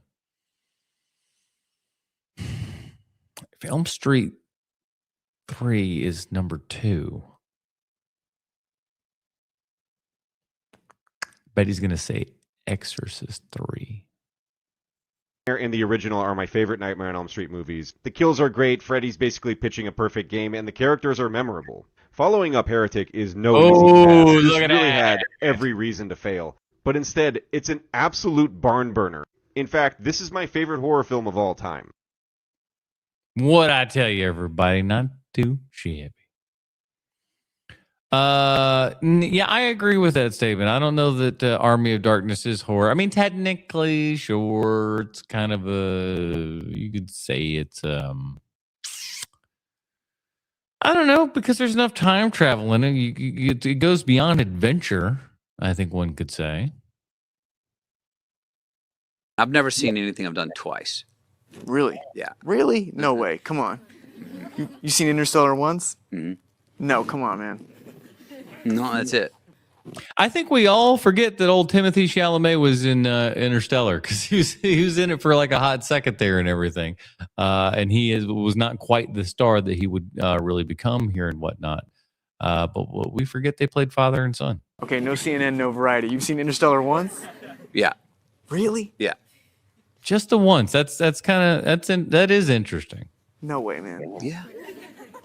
You're doing yourself a disservice, man. Maybe so. I'm a little uncomfortable going back, and I must say, now that I do have children, when we flip through or any of my films get brought up as possible things for us to watch, my kids go, "Yeah, let's do that one next week." So my kids haven't seen 95% of the stuff I've done. Really? The moment that one day they look back and go, "Hey, Pop wasn't half bad at that," but they haven't seen hardly any. They like to skip that. My kids love mud the most, really. I don't know if I believe, but you know, that I've only seen them once. Interstellar once? Yeah. No way, man. Well, you've seen it 20. I know, but times. it's just I think it'd also be easier for him because he's not nearly in it as much. Like I don't want to say that he's got like no lines or anything, but he's not in it that much. McConaughey's in damn near the whole thing. It's just I can't believe that. I can't believe that. I'm guessing you actually have seen it 4 or 5 times. Mm-mm. Okay. I mean, if I did, I'm really not trying to hide it. I'm not that comfortable. I don't know. I'm not that comfortable. It's a workout for me, seeing movies that I've done. Meaning each frame, something in my head goes back to the day and the preparation for the day and all the intricacies that one scene that we just saw in 90 seconds took 2 days. Right, that's true. And I'm like, whoa. Yeah, that does have to be a little bit annoying to just be like, we did all of that work, and that was 15 seconds on screen. I'm so mad. I can see it. Chalamet and McConaughey on the CNN app. Who's raise the hands? Who's getting the CNN app just to hear that? This will be the most that you've ever heard of this because you won't watch it on the CNN app. Get out of here, dog. If you work with Kubrick, and he's, I would never work with that piece of. First of all, I have to apologize with this right off the bat because Jamie Kennedy is about to start doing the most overacting you've ever seen, and that's saying something coming from Jamie Kennedy. But it looks like I think this is Michael Biehn. I'm always like, when they get a little bit older, sometimes it starts to get harder to tell. But yeah, I think Stanley Kubrick would have been a douchebag if you. I read there's a book. Is it just called 2001: A Space Odyssey? I forget exactly. But there's a book about the making of 2001: A Space Odyssey that would, when you hear stories about Kubrick, yeah, he was kind of a dickhead. Like when they're shooting like the lions or tigers or whatever it was in 2001: A Space Odyssey and everything, where you see the eyes kind of reflecting back and whatnot. That was all shot in a soundstage, and they had a cage to protect against the lions and stuff, but Kubrick was the only one behind it. And no one else would kind of like everyone's scared out of their minds. And this guy, and like, he's kind of oblivious to all of it. Like, oh, you guys wouldn't want to be behind this thing as well? Dude!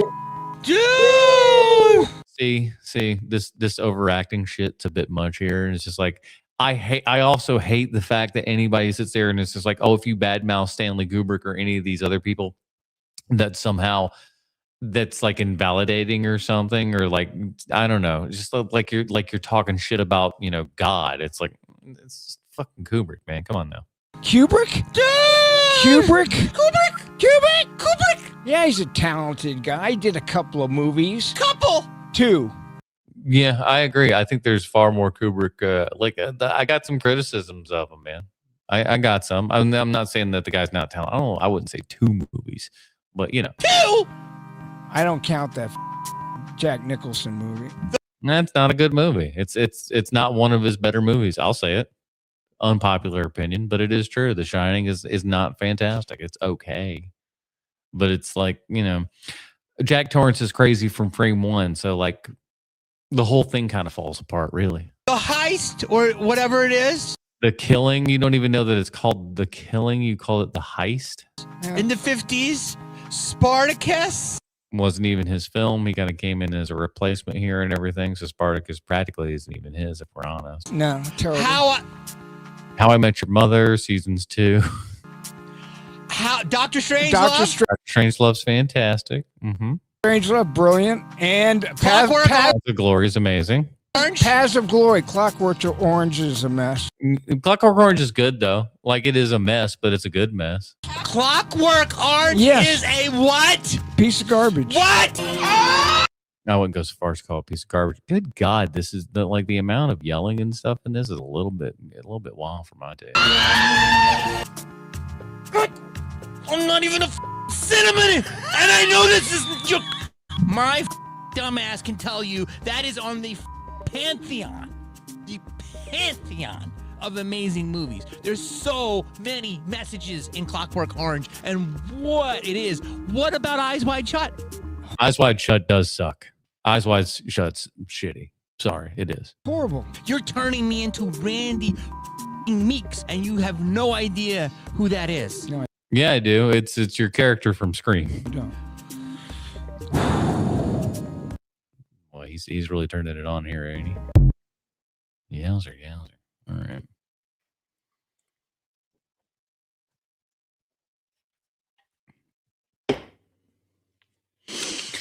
All right, let's keep rolling. Is it the film that you think you're the most known for when people... Ooh, this is good. What do you think Edward Norton's most talked to about film is? If you went up to Edward Norton, what would be the movie that you would talk about with him? I think for me, he's got a lot. He's got a lot of really great things to choose from. but I just because of my age and everything, and I was like a senior in high school when I saw it, and you know when you're that age and stuff, movies are quite influential on you and whatnot. So I feel like I got to say Fight Club. I would definitely talk to him about that. You know, the experience with Fincher and Pitt and stuff like that. It's, you know, not that I don't know everything because I damn near do know everything. Which, by the way, Fight Club just got announced for 4K on a steelbook. Let's go, take my money yet again. I wonder if they'll keep the change that they made because old David Fincher did a little put a little George Lucas. There's a scene where Norton's character is talking to his boss and whatnot, and it's going back in between shots that are, you know, kind of profile on either side of them.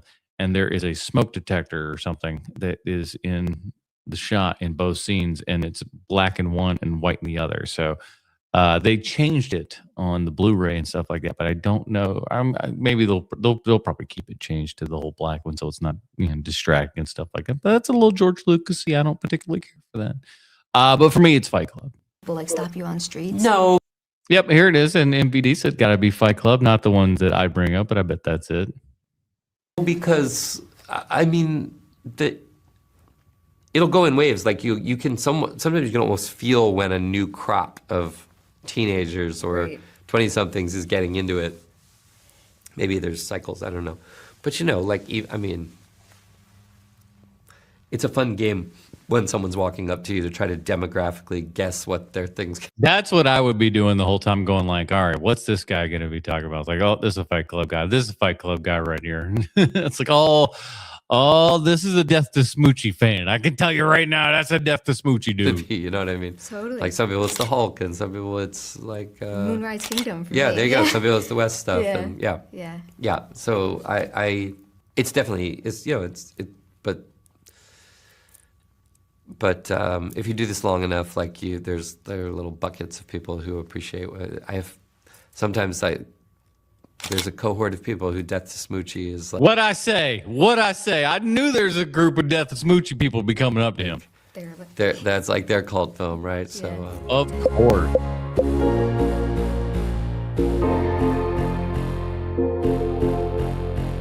You forget about how wide and varied a career Edward Norton has really had. He's done some great stuff, man. Really great.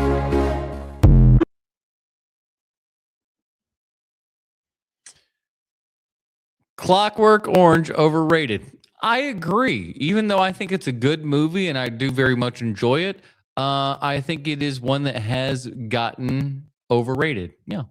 Even though I still think I would even say it's a 5-star film, but I would also still say it was overrated. I think you can be both.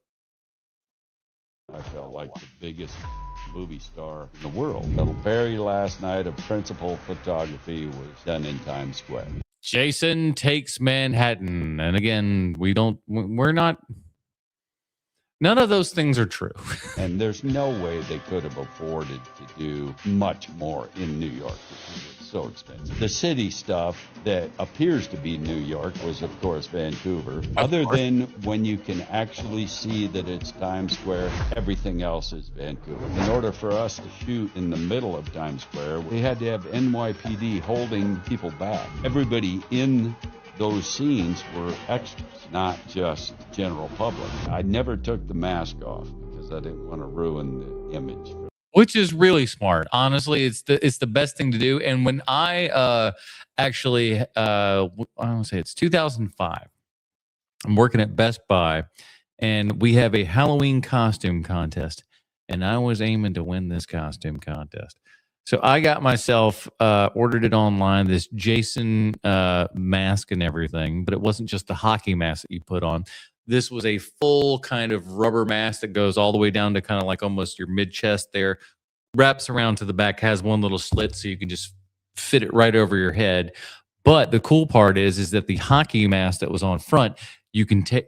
I got it. Hold on, let me get it. It's in there. It's in this room. I'll just get it and show you.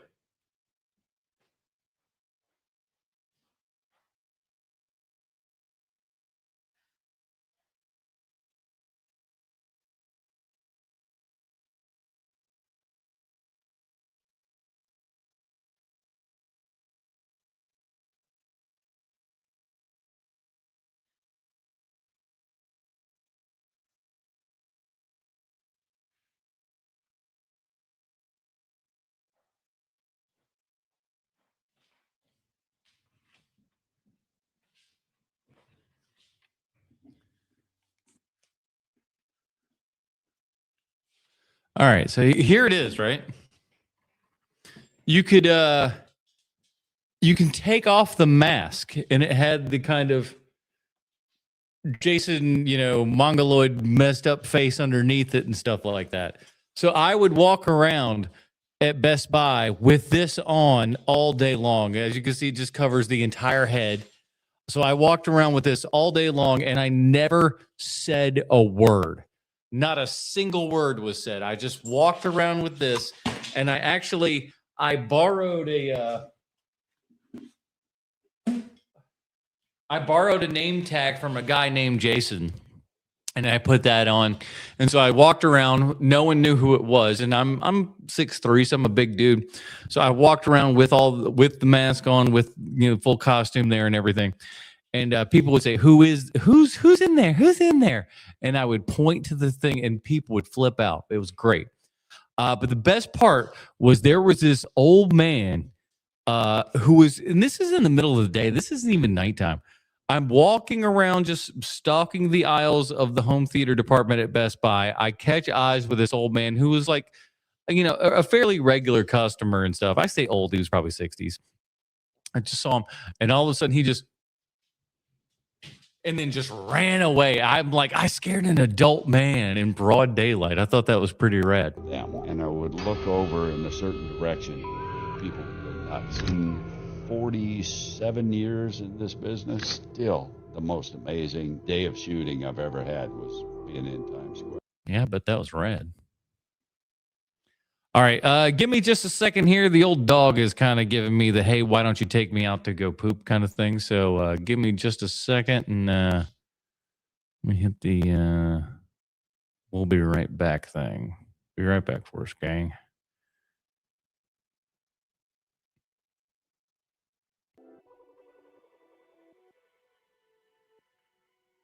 All right, give me just a second here. I'll be right back.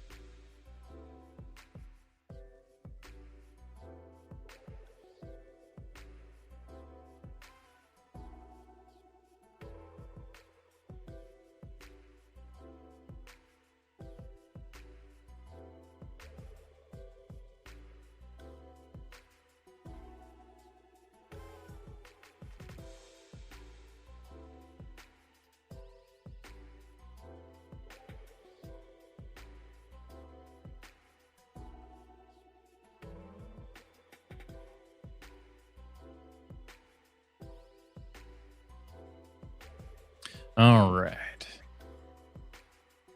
Crisis avoided. Dog evacuated himself. And now we're on to the last half. Let's go. Can you tell me if I gave you the Thanks for the like of the video. power to snap your fingers right now and green light the project of your choice, what might you pick and why? I have a film that I wrote that I am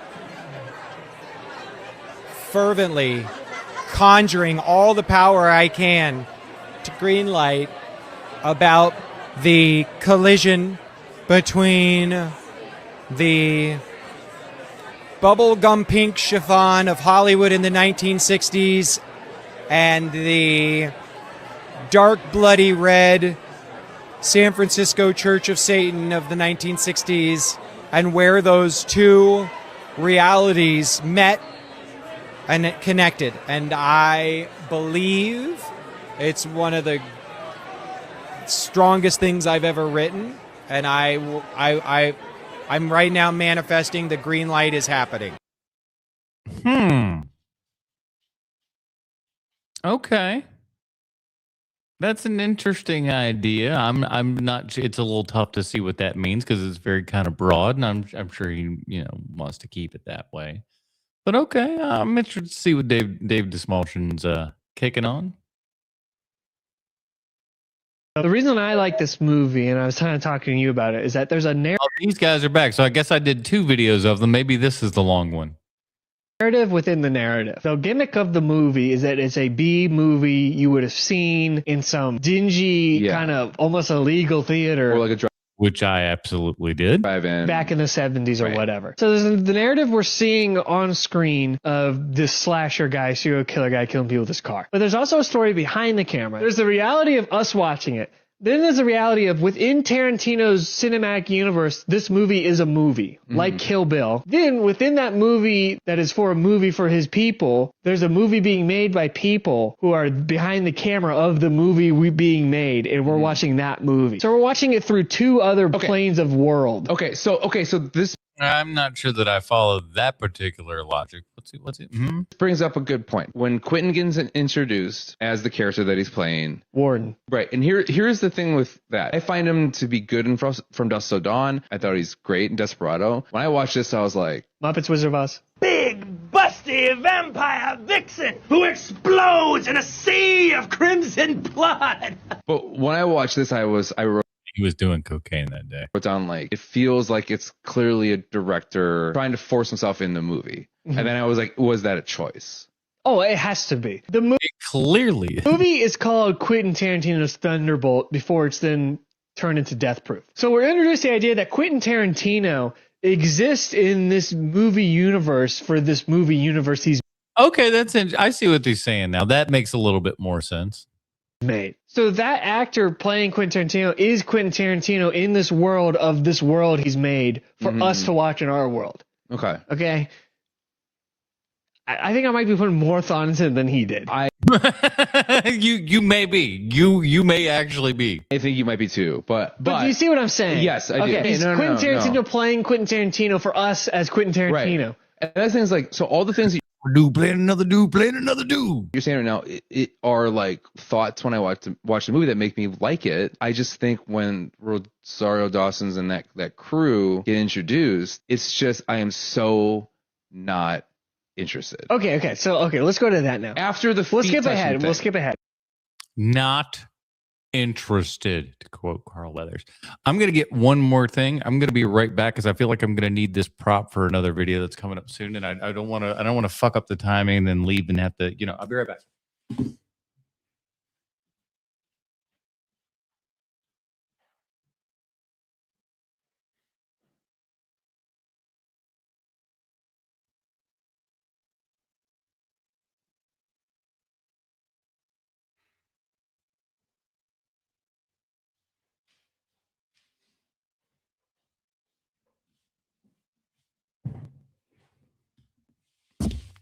Okay, I needed a prop for a thing that was that's coming up here. So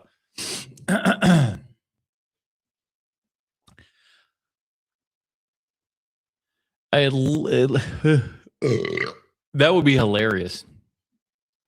Just put up a cardboard copy cut out of me. All right, let's go. Here we go.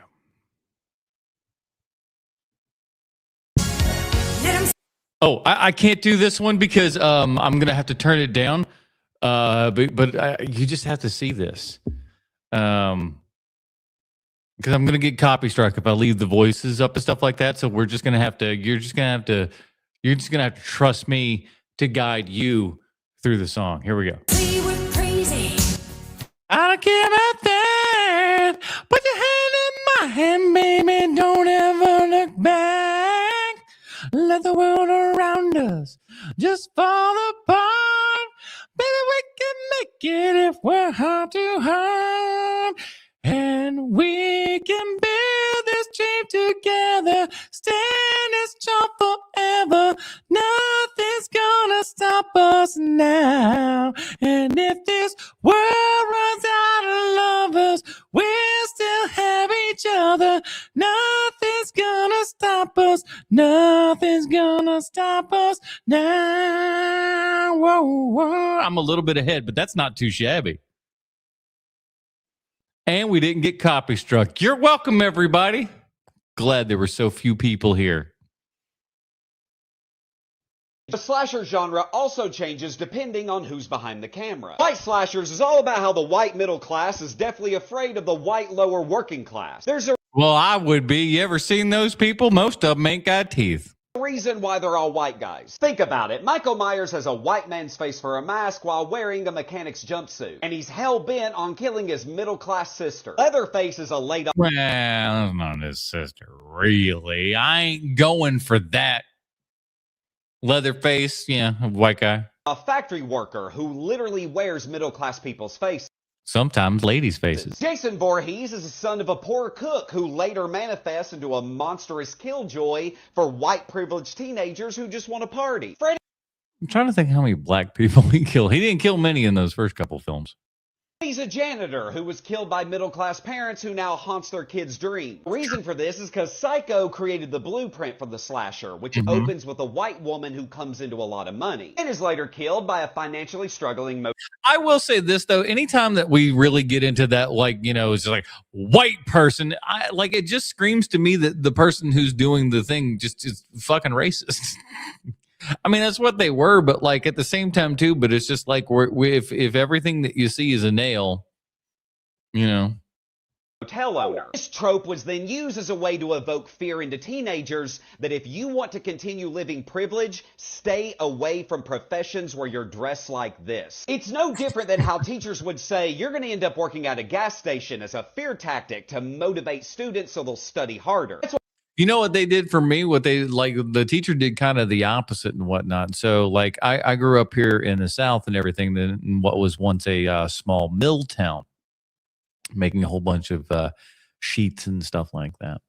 But when I was in was either 6th or 7th grade, we went on a field trip to one of these plants.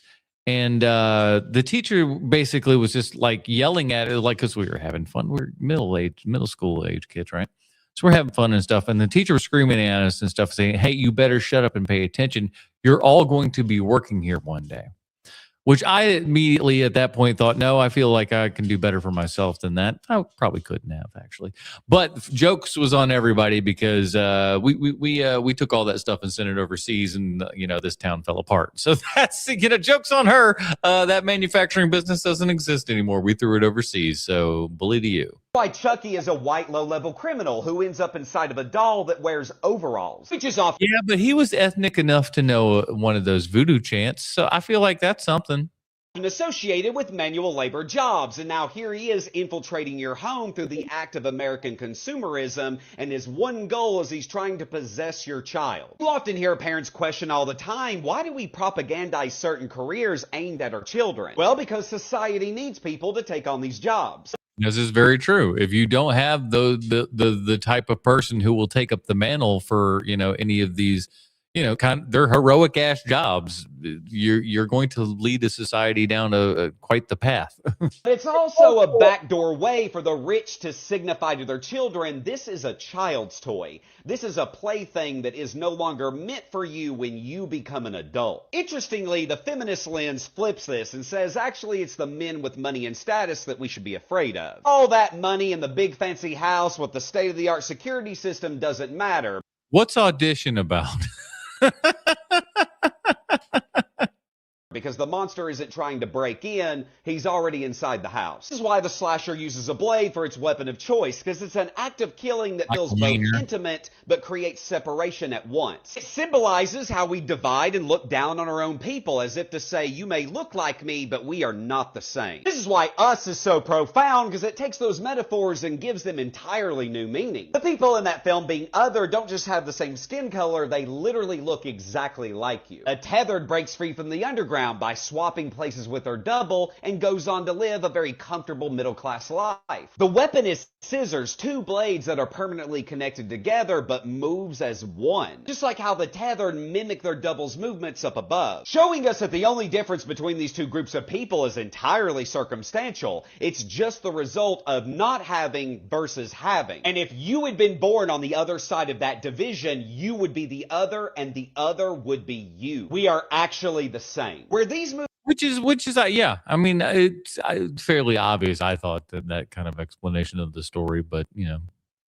Movies are low-key subliminally messaging to keep this division going. This film is asking, well, who is the real villain here? The character who is traditionally portrayed as a monster is revealed to be a victim because our lead protagonist stole her life and kills her in the end. And the answer is neither is the monster. And this is why the title could also be read to say the U.S. Real monster is the system that put this division in motion between us and them in the first place. But I will say this again.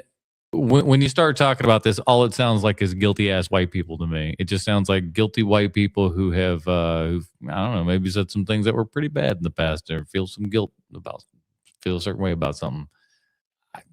I don't really think like that. But then again, that they would turn that around and just go, well, that means you're racist. And it's like, does it though?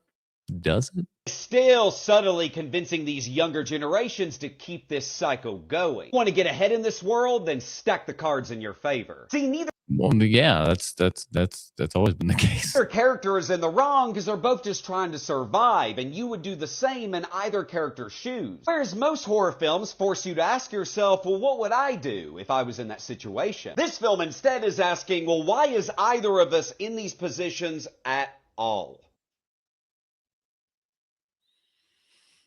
All right. What's next? Frozen Coke and popcorn, of course. And if I'm in Australia, Chop Top, which they don't have overseas. And also, barely anywhere has frozen Cokes. My movie theater that I used to work at, we had frozen Cokes, Margot Robbie. You could have come to our theater. You would have been disgusted by everything else, but you would have enjoyed the frozen Cokes. Just give me a frozen Coke. I don't want a bright blue berry, whatever that thing is. Like, it's like, just give me a frozen Coke. I do like that very. Did we all know that Taron Egerton was going this bald? Did we all know that? It's news to me.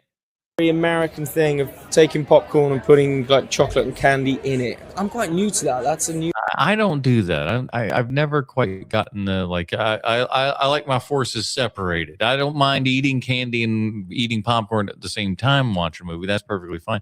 Mixing them together, I know. That's not no one for me. I heard Tom Cruise talking about it. It feels legit. I used to love fantails. Oh my god, fantails! Because I desperately wanted to be on one. And I love a Chop Top. The fuck is a fantail? I don't know what a Chop Top is either. Chop Top was wasn't he a villain in Mad Max? Am I wrong about that? Only place I ever eat boysenberry ice cream is at the cinema. I do Boysenberry ice cream at the cinema. You know how it is. These Aussies, I tell you. a medium popcorn and Maltesers, and I will probably do like a Diet Coke with like a medium Diet Coke. That's that's what I want. Popcorn with the Maltesers in there. Everyone does it. It's the best trick. We love that. Oh my gosh, the Maltesers. What are you guys, 50 years old? Nah, I'm not even going to say 50. 50 is too young. 70 years old. Are you 70 years old? Because that's what 70-year-olds would be eating. Yay. Chop Top. There you go. Texas Chainsaw Massacre 2. That's what it was. That's what it was. Thank you. Thank you. Good old good old Bill Moseley there, yeah. I'm pretty sure it was. So I just finished Predator Badlands. And Here's my buddy Ryan. Just finishing Predator Badlands, which I didn't get to see in the movie theater. I wanted to go see it. I didn't end up seeing it. It's out on 4K and everything now. He's picked it up. Let's see what he thinks. spoiler alert if you haven't seen it. I'm a completionist, so I have all of them, including the Alien franchise. And in all honesty, I've never actually really liked any of the sequels all that much. Same. Most of the sequels are pretty crap and everything. I did like Prey a whole bunch, and that's Borderlands is also directed by Dan Trachtenberg, who did Prey. So I have decent enough hopes for it. This has its moments. It's a lot of fun sometimes, and it's also really fucking stupid. Well, it is a Predator movie. Mm-hmm. This franchise should have never been PG-13. There's violence and gore, but it's all synthetic androids and fucking monsters. Aliens, whatever. That I don't really care about. It's fine. And that's how they get away with the PG-13 rating. Lame. When the human element is taken out of it, I just don't really give a shit. Oh, and this is interesting. This is an interesting thing that he says this because, like you said, they're going up against androids and stuff. So they're not humans that are being killed. It's androids that are being killed. Ergo, the different blood, and they can't, all that stuff. It's not like, oh, we're not killing people, we're killing robots. See, it's an interesting idea. I like that, and to be able to do that and have that be able to be the way that you get around all that kind of good stuff. My biggest pet peeve is I don't give a shit what Oh, but what I was thinking of, I'm sorry, because I was like, I'm like, what was I talking about again? But he says how like we don't have that human element that's in there. And I think that's very important because we often hear that with like your Transformers movies and stuff like that. For example, back in the day, everybody was like, I don't care about these human characters. Just show me the robots fighting and talking about, blah, blah, blah, blah, blah. And that's what I want. No humans. But he's saying even so, even in a movie where there are humanoid people, he's still going, there's no human element to it. That's interesting because like you lose an element if there's not people that are in it, because whether they're good, whether they're bad, or anything of that nature, they're us. They are the audience surrogate. And we need something that we can, see ourselves in one way, shape, or form, if not even just directly go, what if I was this guy or whatever. The Predator family structure is, how they become warriors. I don't want to know their fucking personality. I don't want to know anything about them. That's what made the original so scary. Why is this thing here? It's just hunting us? Oh, and there's like a cute little CGI alien thing. Ugh. Now, I wasn't crazy about Prey, but I do think it's pretty good. And it's rated R, as all of them should be. No, I don't think it is. I think that one's PG-13 as well. So it's fun, but it's a letdown for me. I'll still give it a watch. I mean, it sounds like it's at least close enough to Prey level. And I like I said, I've been a fan of Dan Trachtenberg all the way back to the Totally Rad Show and stuff like that days. So I'm always kind of up for what that dude likes. I just saw somebody saying they have YouTube Premium and they haven't looked back since last year. You got that right, baby. You got that right. If you ain't on that YouTube Premium, what's up with you, dog? What do you like hating life? I've had YouTube Premium since 2020, since before COVID. Let me tell y'all something. Having ads on YouTube has to be one of the worst media experiences of all time. Oh man, when like you accidentally are on another browser that's not logged in with you, and then like you start seeing an ad, it's just like like it gets real static real fast, man. You start getting that just like hives start breaking out, just going, no, I don't want to see another ad. Because it's short form, like you're watching a 5-minute video and you might have two like 30-second ads on that video. Like it's one thing if it's a 40-minute show, but having ads on a 5-minute video, sometimes even 2-minute videos, that's absolute torture. I haven't seen how much YouTube has taken from me in years. It's just it is unbelievable. And once you see that, and once you like, if you go back for like 5 seconds and just realize how much of your time you are just flushing down the toilet watching ads, forget about it, dude.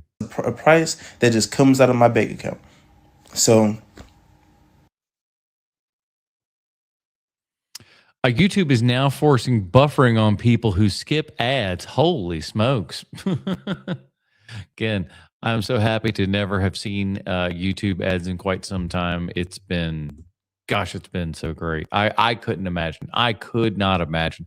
I have dropped most every other subscription that's out there. That's not one I'm dropping. I ain't about to be watching no fucking ads. My YouTube watching will go in the toilet. Which may be a good thing when you think about it, but no. There's another character, and you're the only guy who can play him. Are we gonna get to see Duke Nukem? Listen, if there is any human being on this planet that is meant to play Duke Nukem, I think John Cena is it, dude. I think John Cena is the one. He's got the perfect size for it. He's got the perfect look for it. He's just dumb dick enough funny to make that sort of, tongue-in-cheek, over-the-top Duke Nukem silliness really, really fun. I think he'd be perfect for it. If he could kind of bring, a little bit of that, what you call it, a Peacemaker vibe in there and stuff like that. And just do that, but Duke Nukem me and give him that fucking hair and stuff like that, shooting up aliens and monsters. I feel like you're printing money there if you do it right. You got to have the right person to pull it off. But man, I think if you pull it off, Cena's the guy to do it with. Well, I know there are some folks out there who know a lot about me. Here's something you may not know about me. I'm not in the movie finance business. Do you want to be Duke Nukem? That's all you got to do. Like, start putting shit out there and stuff like that. If he comes out and goes, yeah, man, he champions himself for Duke Nukem and whatnot. I don't know who owns the rights to that. I mean, clearly they're probably pretty cheap now with Duke Nukem Forever taking 88 years to come out and then comes out to complete and utter fucking flop.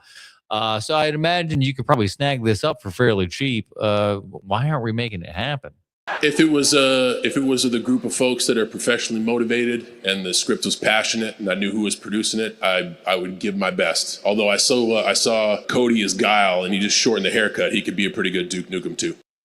Yeah, he'd be fine, but like I feel like Cena is a little bit more corny, and I think the corniness helps with Duke Nukem, quite honestly.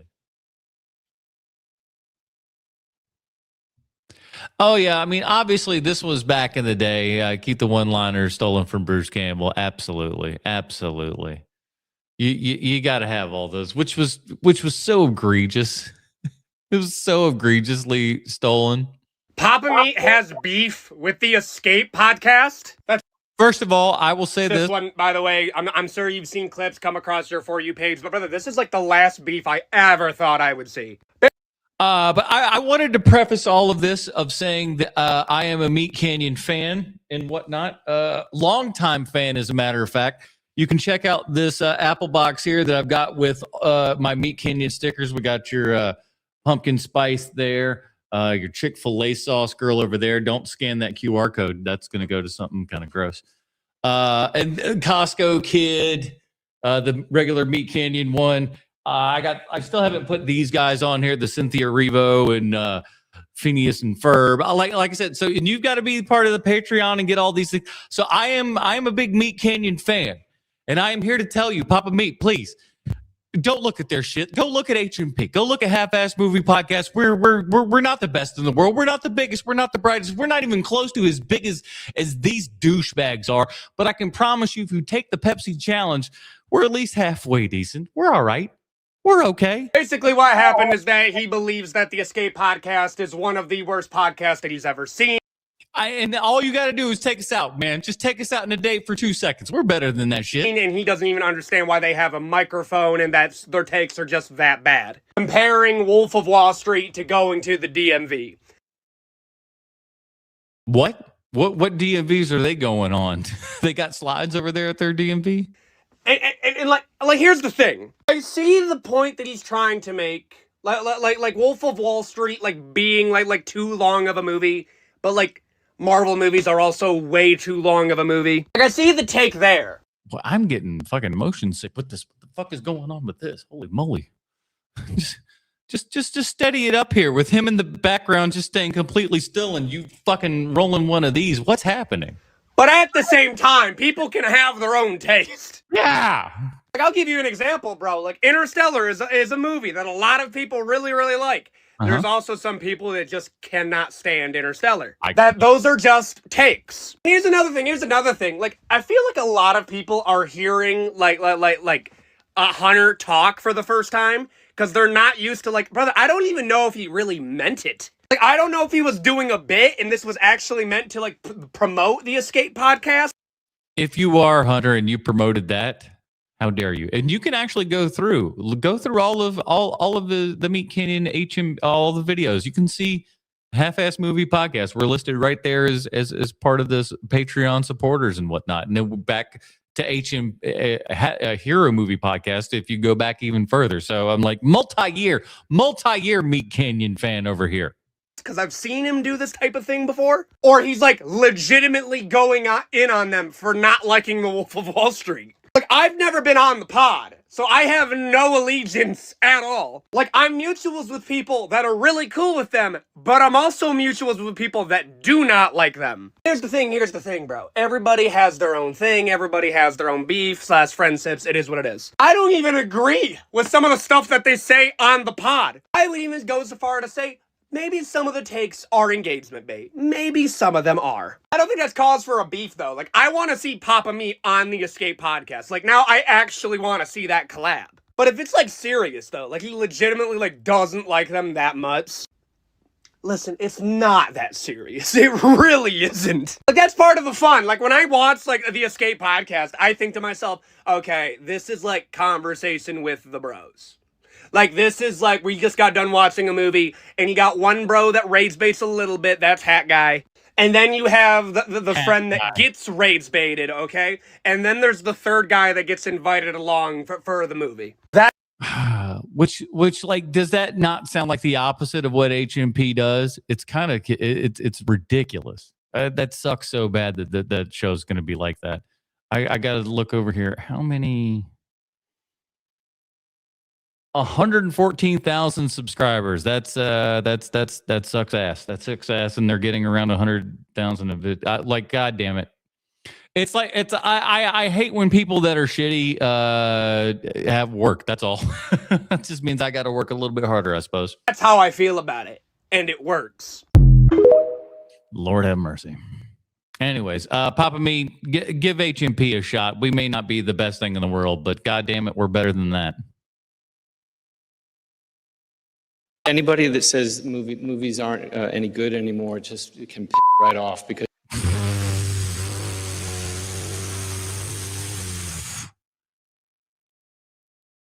I won something, so movies are good now. Fuck you, Paul Thomas Anderson.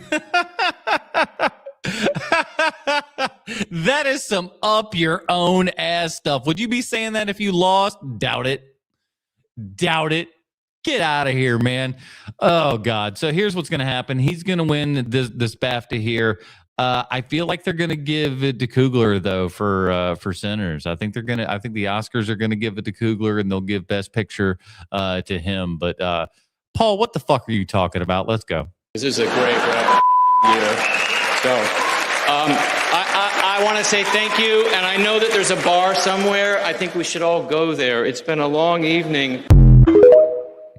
Okay. Overrated, that movie. It's just like it was. If Paul finally, rung the bell, and all the voters came a voting, as it were. Good boy, Paul. Good boy, Paul. Get your good boy points. Is there a genre of film that you'll never watch? For me, it's the Western. Woo! What a mistake. You know what I watched today? I watched a Western today.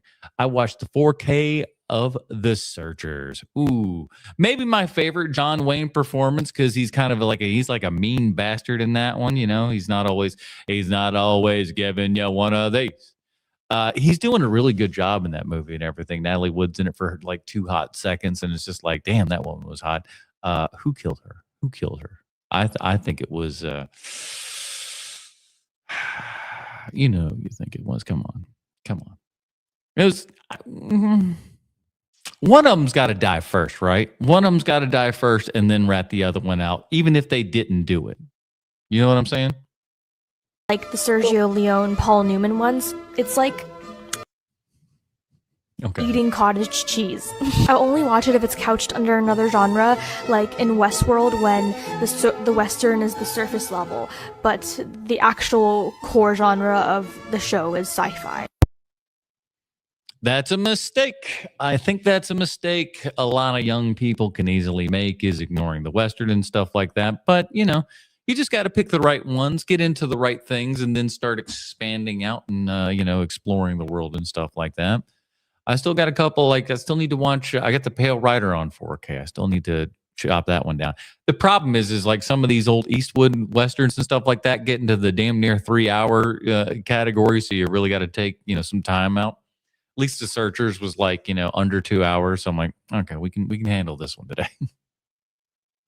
So what's the rarest criterion that I own? Well, that depends on your definition of rare, now doesn't it?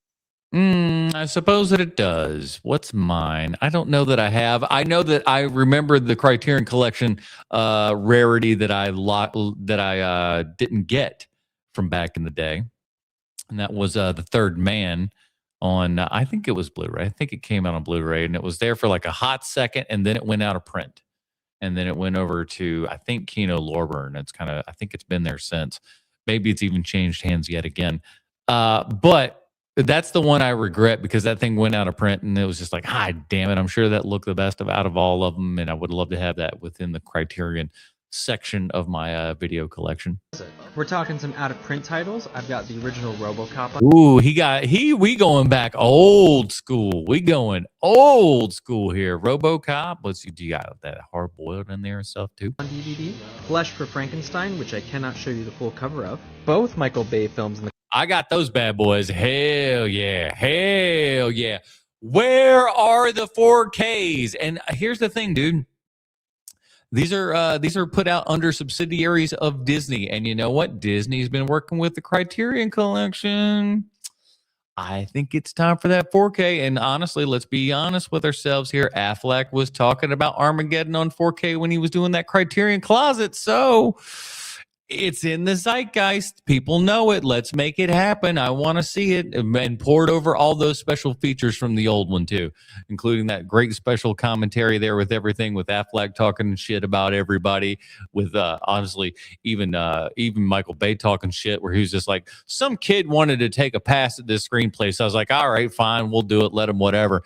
And just as he's saying that, the name comes up on screen and it says J.J. Abrams. And J.J. Abrams wasn't J.J. Abrams at that point. J.J. Abrams was still just some kid who asked to rewrite the movie and did and got credit for it. And so that's kind of a wild thing I don't think people remember about that movie. Criterion Collection, Armageddon and the Rock, and the sci-fi classic The Man Who Fell to Earth starring David Bowie with the original novel. One I've been hunting down for a while, which is the Blu-ray copy of The Third Man. What'd I say? Where you talk about some signed copies, like this copy of Spike Lee's Do the Right Thing. Oh. This was actually from his website, but you can't get this anymore. But the rarest, i.e. the most priceless film to me, is this copy of To Sleep with Anger, signed by Charles Burnett, when I saw him at a Q&A. But yeah. Very nice. I hope this helps. Hope I don't get copy struck for that fucking song in the background. Is the Kino Lorber Third Man, is that good? Is it? I'm like, I imagine it probably looks fine. Kino puts out fine looking things and stuff. I don't like the cover of it. I don't think the cover looks good. Thought the Criterion cover is like way better looking. Did you know in The Last of the Mohicans, Daniel Day-Lewis pulled his typical method acting by going a little too far for the movie. Prior to filming beginning, he spent 6 months with a trainer to build his upper body. Then, with just a month remaining before he had to be on set, Looking like a real Indian. he lived in the woods honing his survival skills. He learned how to hunt, skin animals, build canoes, wield a tomahawk, and fire a flintlock rifle. When filming began, the rest of the cast and crew would take breaks to listen to music or smoke, but Day-Lewis stayed away from all technology and even rolled his own smokes to stay in character. After the movie was done, Day-Lewis had spent months living outdoors and it took a toll on him. He began complaining about hallucinations and claustrophobia whenever he had to stay indoors for a significant amount of time. So he's just a special little bird. You know what I'm saying? I don't understand these people, but you know, it is what it is. He's not hurting nobody but himself. He eventually cured himself with the help of a holistic doctor and some herbal alcohol. Yeah, some herbal alcohol. What does that mean? Creme de menthe? He may be considered one of the best actors of all time, but if you must go that far for a role, are you even that good of an actor to be? Nah, I mean, it's a process, and like, I don't know that. Whatever. As long as you're not being a dickhead and stuff like that, as long as you're not going that Jared Leto route where you're just like, oh, the Joker would send people dead animals. That's what I'm gonna do. You don't need to be that kind of a prick. But if you're, you know, like, I want to sleep outside, have at, you know, have at it. Begin with? Did you also know that the final scene of the movie had dialogue, but director Michael Mann thought it worked better without? The lines written were for a marriage proposal between Hawkeye and Cora, but during the editing process, Mann decided that it was too clunky and the scene worked better with just the swelling music, so cut around all the dialogue. If you watch closely though, you can still see the actor's lips moving sometimes, or head nods and shakes in reaction to words not being spoken. It was probably the right decision though, because the camera angle— Yeah. Maybe it was the right decision. Here's the voice that I'm putting on for this. What are we doing? and music tell all the story without any words needing to be said. Hope you enjoyed this, and as always, remember to be good to yourself, kind to others, and keep watching. Fuck other people.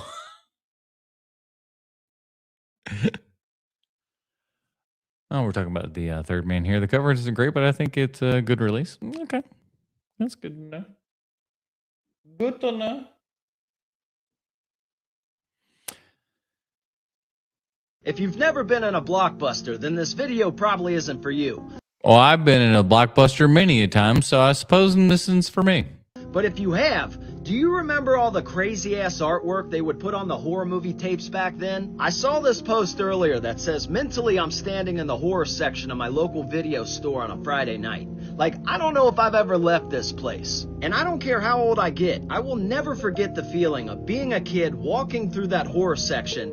Yeah, and I was a scaredy cat too, and so that thing really scared me. Like, obviously, cover of Evil Dead 2, probably the most notorious one, with that skull and the eyeball looking back at you, kind of a quarter profile sort of thing. That was always scary to me. The cover of Curtains always kind of frightened me a bit. Same for Henry Portrait of Serial Killer. Obviously, that's a big one. What are some of the other ones? What are some of the other horror ones that you saw and you were just like, oh shit? And putting my hands on one of those tapes. And rarely did the artwork on these tapes ever have anything to do with the movie. Like, if you were lucky, you might get a few still shots of the movie, but like, what does this have to do with Friday the 13th final chapter? That gives you nothing. All we have is Jason with a blade. Like, that was enough back then. I would grab this tape, take it to whoever brought me to the store, and cross my fingers they'd let me get it. And it Bad parent would be like, yeah, sure, why not? wasn't just Blockbuster. There were so many video stores back then. I was more of a Hollywood guy myself. But the important part is there was a horror movie section in every video store. Nowadays, you could put on whatever movie you want. And if you don't like it 10 minutes in, you could just turn it off and put on a new one. But back in the day, when you would go to the store, when you would fall in love with some artwork and you would pay money for it, you would start to like it a little bit more. You were bought in. You paid money. You used part of your weekend. It was, it meant something. So you probably were a little bit more forgiving to films back in the day. You would watch this whole damn movie, whether you liked it or you didn't. And I think I kind of like that more. I know I'm starting to sound like the old man on the porch, but man, I just really miss when they did movies like this. I don't know if you're like me, but I would do anything to go back here just one more time. Well, if you live in a big enough city, you can still do stuff like that. Charlotte's got, Bizarre Video. Atlanta's got Videodrome. There are places out there. I know Texas has a couple of them in there. Californian stuff, obviously. There's some ones out there, and in New York City also. Scarecrow Video is one. There's places out there. There's places out there. We live in a world of streamflation. Every single streaming service has raised their prices since launch. Yep. And they'll continue to do it. Why? Because you dum-dums will continue to pay it. And as long as you continue to pay it, they'll go, all right, we'll do it again. We'll do it again. And they will keep squeezing you until you go away. It's what's going to happen. It's what's happening. Except one, which I'll reveal in a bit. Oh, I bet you I know which one he's talking about. I bet you know what he's talking about. And that's one I maybe want to do a video on at some point. I asked Claude to do an analysis of which streaming services have raised their prices since launch. Ooh, that's good. Nobody's surprised Disney Plus had the biggest jump. It started at $6.99 in Which is a good 2019, deal. and it's now $18.99. Yikes. That's a 170% increase. Basically the price of a slushie at Disneyland. Apple TV is close behind. It started at $4.99 a month when it launched, and now it's $12.99 a month. Yeah, that's a little bit nuts. But at the same time, too, the thing that I at least get like with the Apple TV and everything, I have that just kind of Apple One thing that does all of the stuff. So it kind of takes in like Apple Music, the Apple TV stuff, and all the other little ancillary shit that comes along with the Apple, and like 2 terabytes worth of storage, because I do a lot of videos and other kind of bullshit and things, and so I've got a lot of pictures and things I'd like to keep up to date and whatnot. So yeah, I pay for that, and so that's how I kind of justified that one. Same thing with Prime Video. I would never buy Prime Video just as itself, but the fact that it comes with the free shipping on all of your Amazon orders and stuff like that, it's like a gimme. So those I'm fine with, just because they're kind of attached to other things as well. So it makes the price kind of worth it. And that won't even get you a single Apple polishing cloth, believe it or not. But can you guess which streaming service stayed consistent over the past decade in Tubi. They cost nothing. terms of pricing? It's the Criterion Channel. Oh, well, them too. Which, by the way, this is the prop show.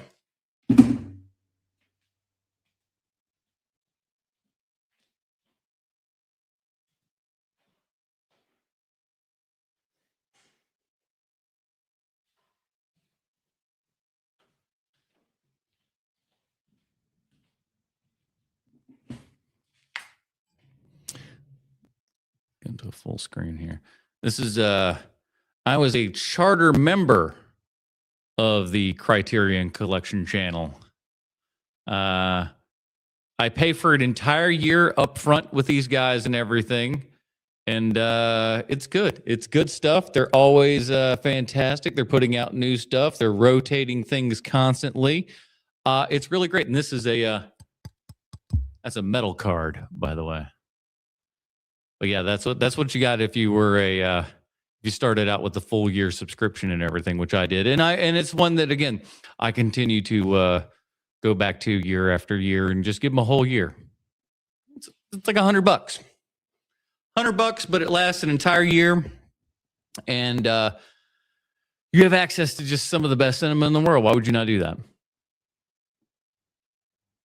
They've kept their price at $10.99 a month since they launched in 2019. So if you're looking to support an independent streaming service that's holding the line against streamflation, consider this one. It's my favorite out of the bunch. Follow me for more film takes. I would also say Arrow Video is one that has stayed consistent in their pricing scheme as well. I think they are like $6 a month. I only just canceled them because I'm trying to save some money here. But they're definitely worth it for what they're doing over there as well. I think stagecraft, the visual effects technique pioneered by Industrial Light and Magic, is the coolest VFX technique that has been invented in years. That is the technique where large LED panels are used to capture visual effects in camera. Yeah, I mean that's fine and stuff, but I mean I'd say the Void is it called the Void? The Volume, that's what it is. The Volume is kind of a better version of this. I've read some disparaging comments in various corners of the internet about stagecraft, how it's proof that we don't do things for real anymore. Every single movie is a magic trick. Any tool used to make that magic trick read is fantastic. Yeah, but that's the problem, is that your magic trick is not reading all the time. When I can see the strings, that's when your magic trick falls apart. And that's the problem that we're having. When you watch Mandalorian season 3, when you watch Ahsoka, you can tell that they are just leaning on this technology and using it as a crutch. It's a crutch for them. It's easier to do, so why not do the easy thing? And you need to realize that doing the easy thing is not always the right thing. Perfect example is this sequence from The Fabelmans when Mom is driving toward the tornado. The guy who is producing the stagecraft for that movie, Justin Talley, he talks about this on the ILM podcast Lighter Darker. The cinematographer of Steven Spielberg's movie, Janusz Kaminski, arrived on the set. Ever heard of him? Pretty mad. He did not want to be there. He did not want to use stagecraft. This guy, Justin Talley, was told, Janusz is coming. He doesn't think it's going to work. Buckle up. And then he hollers to the SFX guys to spray down the window. They spray the window down. We got water droplets on the window. And you can now see the moment where, boom, the pole blows. The lights go scattering across. You see the reflections in all of the beads of glass. Janusz Kaminski was a stagecraft convert. Watching this sequence, you would have no idea that stagecraft was employed. Right. And you can do those things, but that's a difference between a Steven Spielberg and a Dave Filoni. Sorry, Dave Filoni, but it is what it is. Steven Spielberg is going to do a hell of a lot better job than a Dave Filoni would. It's just a fact. And this is also my stealth recommendation for the Lighter Darker podcast, which is great. Why don't you check out Half-Ass Movie Podcast, available wherever you find finer podcasts and YouTube. I have the coolest poster collection of all time, which Nice. is film. Everyone out here has movie posters on their office wall, but I started doing, embarrassingly, I like tried mine. This is years ago, and I was like, this is horrible. See, I watched a little bit of this video because as you can kind of see, I'm a poster guy, but these are like art prints, kind of limited edition art prints for the most part. That one's a reproduction thing right there, and that's an original poster. But the most of these are actual art prints and stuff like that. So I like posters, but he does something a little bit interesting. Like walk into your own space, and I was proud of the movies I was in, but I forgot this. So I got movie props. So like all movies that are inside of movies. So like Stab or Jaws 19 or. That is such an awesome idea for all the posters and stuff in your house are movies that are inside of movies. Brilliant. Awesome. Sand Pirates of the Sahara, which is John Alvin. These are actually great works of art, some of them. So. Oh, that's great. Who'd you leave them to? I'd like I would get like all the ones that DiCaprio was in all of his, fake Once Upon a Time in Hollywood movies, all of his Rick Dalton movies and stuff like that. Because I got little tiny posters of those movies. I'd like to have kind of big giant posters of those. I haven't left them to anyone. My kids are so young. I don't know if they're going to appreciate that. Who would you leave the Stab poster? I was just thinking the Stab one's pretty iconic. Give it to Glenn. I feel like you should. Yeah, that'd be. I think you. Is Topher Grace dying right now? Is that what's going on? Crazy if you're like, okay, so you get like 1/3 of his estate. I have 3 kids. You get 1/3. But the Stab poster is going to a movie star you've never met. They're sitting around reading the will, like 25 years later, and they're like, the Stab poster goes to Glenn Powell. I mean, okay. Your kids will be like, ugh, okay, Dad. That guy. The one thing they wanted. I was about to say the Sand Pirates of Sierra with Bruce Campbell from Jim Carrey's The Majestic.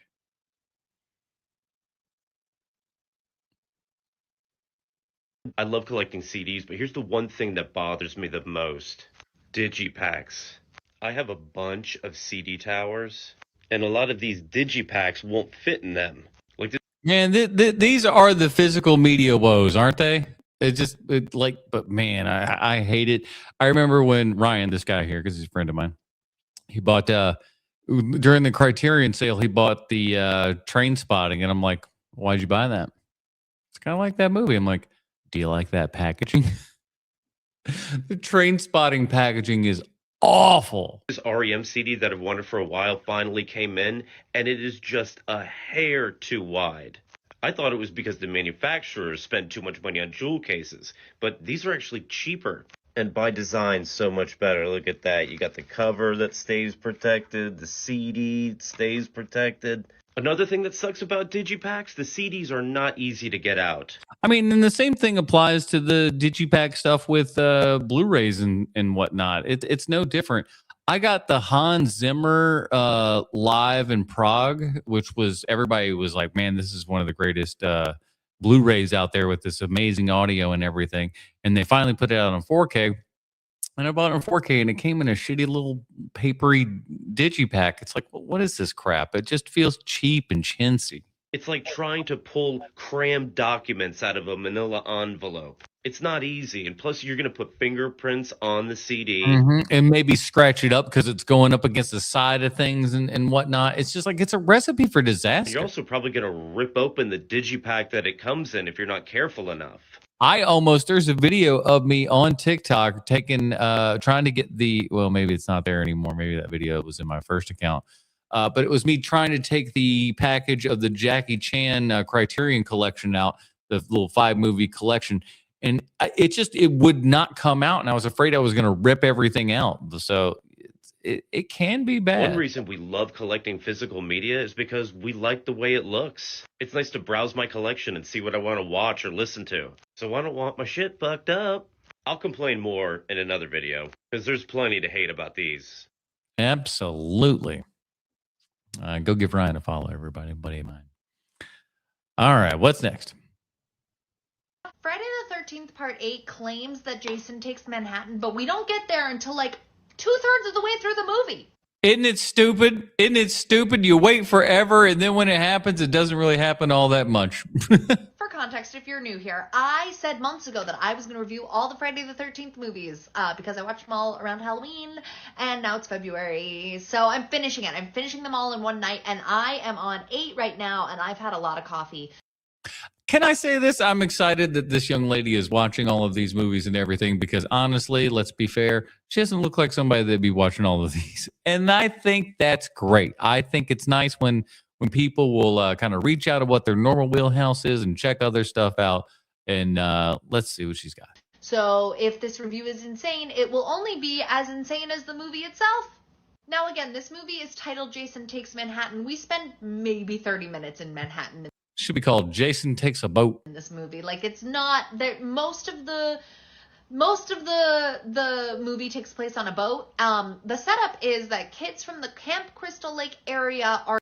Let me tell you, there is some really bad fake guitar playing in that video. Makes me mental, dude. It is so bad when you're just like, when you're watching it happen, you're just like, nope, nope, nope, nope, nope, nope. Are going on a senior field trip to New York City.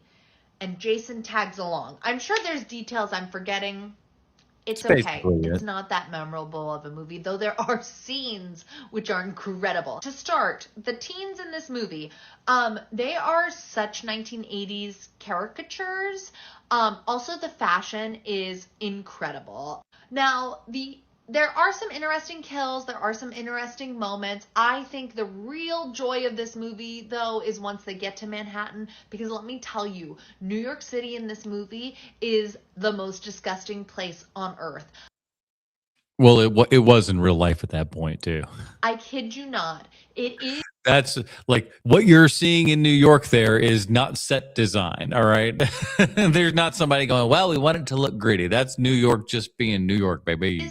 A genuine plot point that toxic waste runs through the New York City sewer system every night at a certain point. Well, that's true, isn't it? At a certain point in the night, toxic waste that will kill you runs through the whole New York City sewer system. Right. At 3:17 a.m., toxic waste runs through the sewer system and everything like that. And you know best to not be out at that hour. Right? Girl, I Wouldn't be shocked if it happened in New York in the 80s. I don't know, man. It's insane. There are some hilarious kills, let me tell you. But yeah, I would say the joy of this movie comes once they've hit Manhattan, and it's really the last half hour of the movie. The stuff on the boat is It's a slog to get there, though. fine, but it's not like knock you out of the park. It is better than all the previous ones, though. So, anyway. Well, what do you mean by all the previous ones? You're not saying that that's the best one. Of the Friday the 13th produced in the 80s, this is quite possibly the silliest. Now, caveat, I have not seen Friday the 13th Part 9 because you have to rent it, and I don't want to spend the money on it, to be perfectly honest. Hey, Jason Goes to Hell is shitty, too. With you. So I'm going to move on to Jason X, and I'm going to review that now, and then I will do my ranking of how silly I find these movies. Don't worry, Jason X sucks, too. Except for the first two, which are genuinely excellent. Whoa. Wait, she's skipping over like 3 and 4? Especially 3, but, you know, I like, there's a special place in my heart for 4. 6, like, you know, and like, I think 7's actually really good. Bye. All right. We got one more. I think we're going to the Rat King himself. Carl Urban, when he played Judge Dredd, never took off the helmet. He's been a well-known actor for 20, 30 years. He never took off the helmet. And it worked amazing. They wanted him to take off the helmet, and he said no. He's like, nope, we ain't doing that. And that is the point of Judge Dredd, everybody. The helmet doesn't come off. Stop being cowards. Keep the helmet on. Hugo Weaving, insane. Like, you got to keep in mind, this dude was coming off of Lord of the Rings as Elrond, Matrix trilogy as Agent Smith. He plays V in V for Vendetta. He never takes off the mask. Yep. Fantastic. That's actual. Technically, he never was in the mask. He just did the voice, Hugo Weaving in V for Vendetta. But, you know, point taken. Like, giving a shit about the character, caring and respecting the audience, right? Yeah, I'm surprised. Honestly, though, I'm surprised Hugo Weaving hasn't taken a total dump on V for Vendetta like he's taken a dump on everything else that he's done in his entire career that he all of a sudden just feels super ashamed of and everything. I don't know what's wrong with that guy.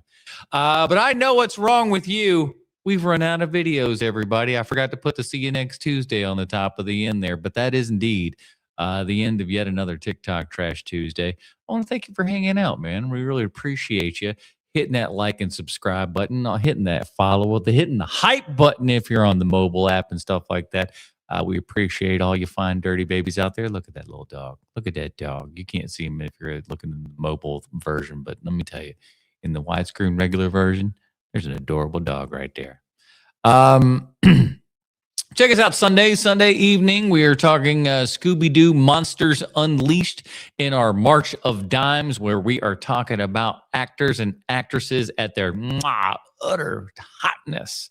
And we're checking out a movie written by James Gunn. That's how we have to preface it, just to get people not to just want to. Why the hell are we watching that? It's because it's James Gunn and there's a hot lady in it. That's what we do to all these things. And so join us there on that day. And thanks for hanging out here. Watch the YouTube channels there for all of the shorts that I will be making out of all the videos that were in here this week. So do that, like and subscribe on all of that stuff. Hit that bell notification, because the more people that like and subscribe to this thing, the more this gets out to other people, the more people are going to take a chance to stop by and check out the live shows and all of those things. And I can make money on more than just that damn popcorn video, which I like. I love making money off that video, but I need like 10 other videos that are like that to really make my life a better place. So hit all those like and subscribe buttons. Thank you guys so much again for all your love and support. We will see you next week on yet another TikTok Trash Tuesday. I got to get some sound. I got to get a theme song going. That's not just this, but we'll see you next week, everybody.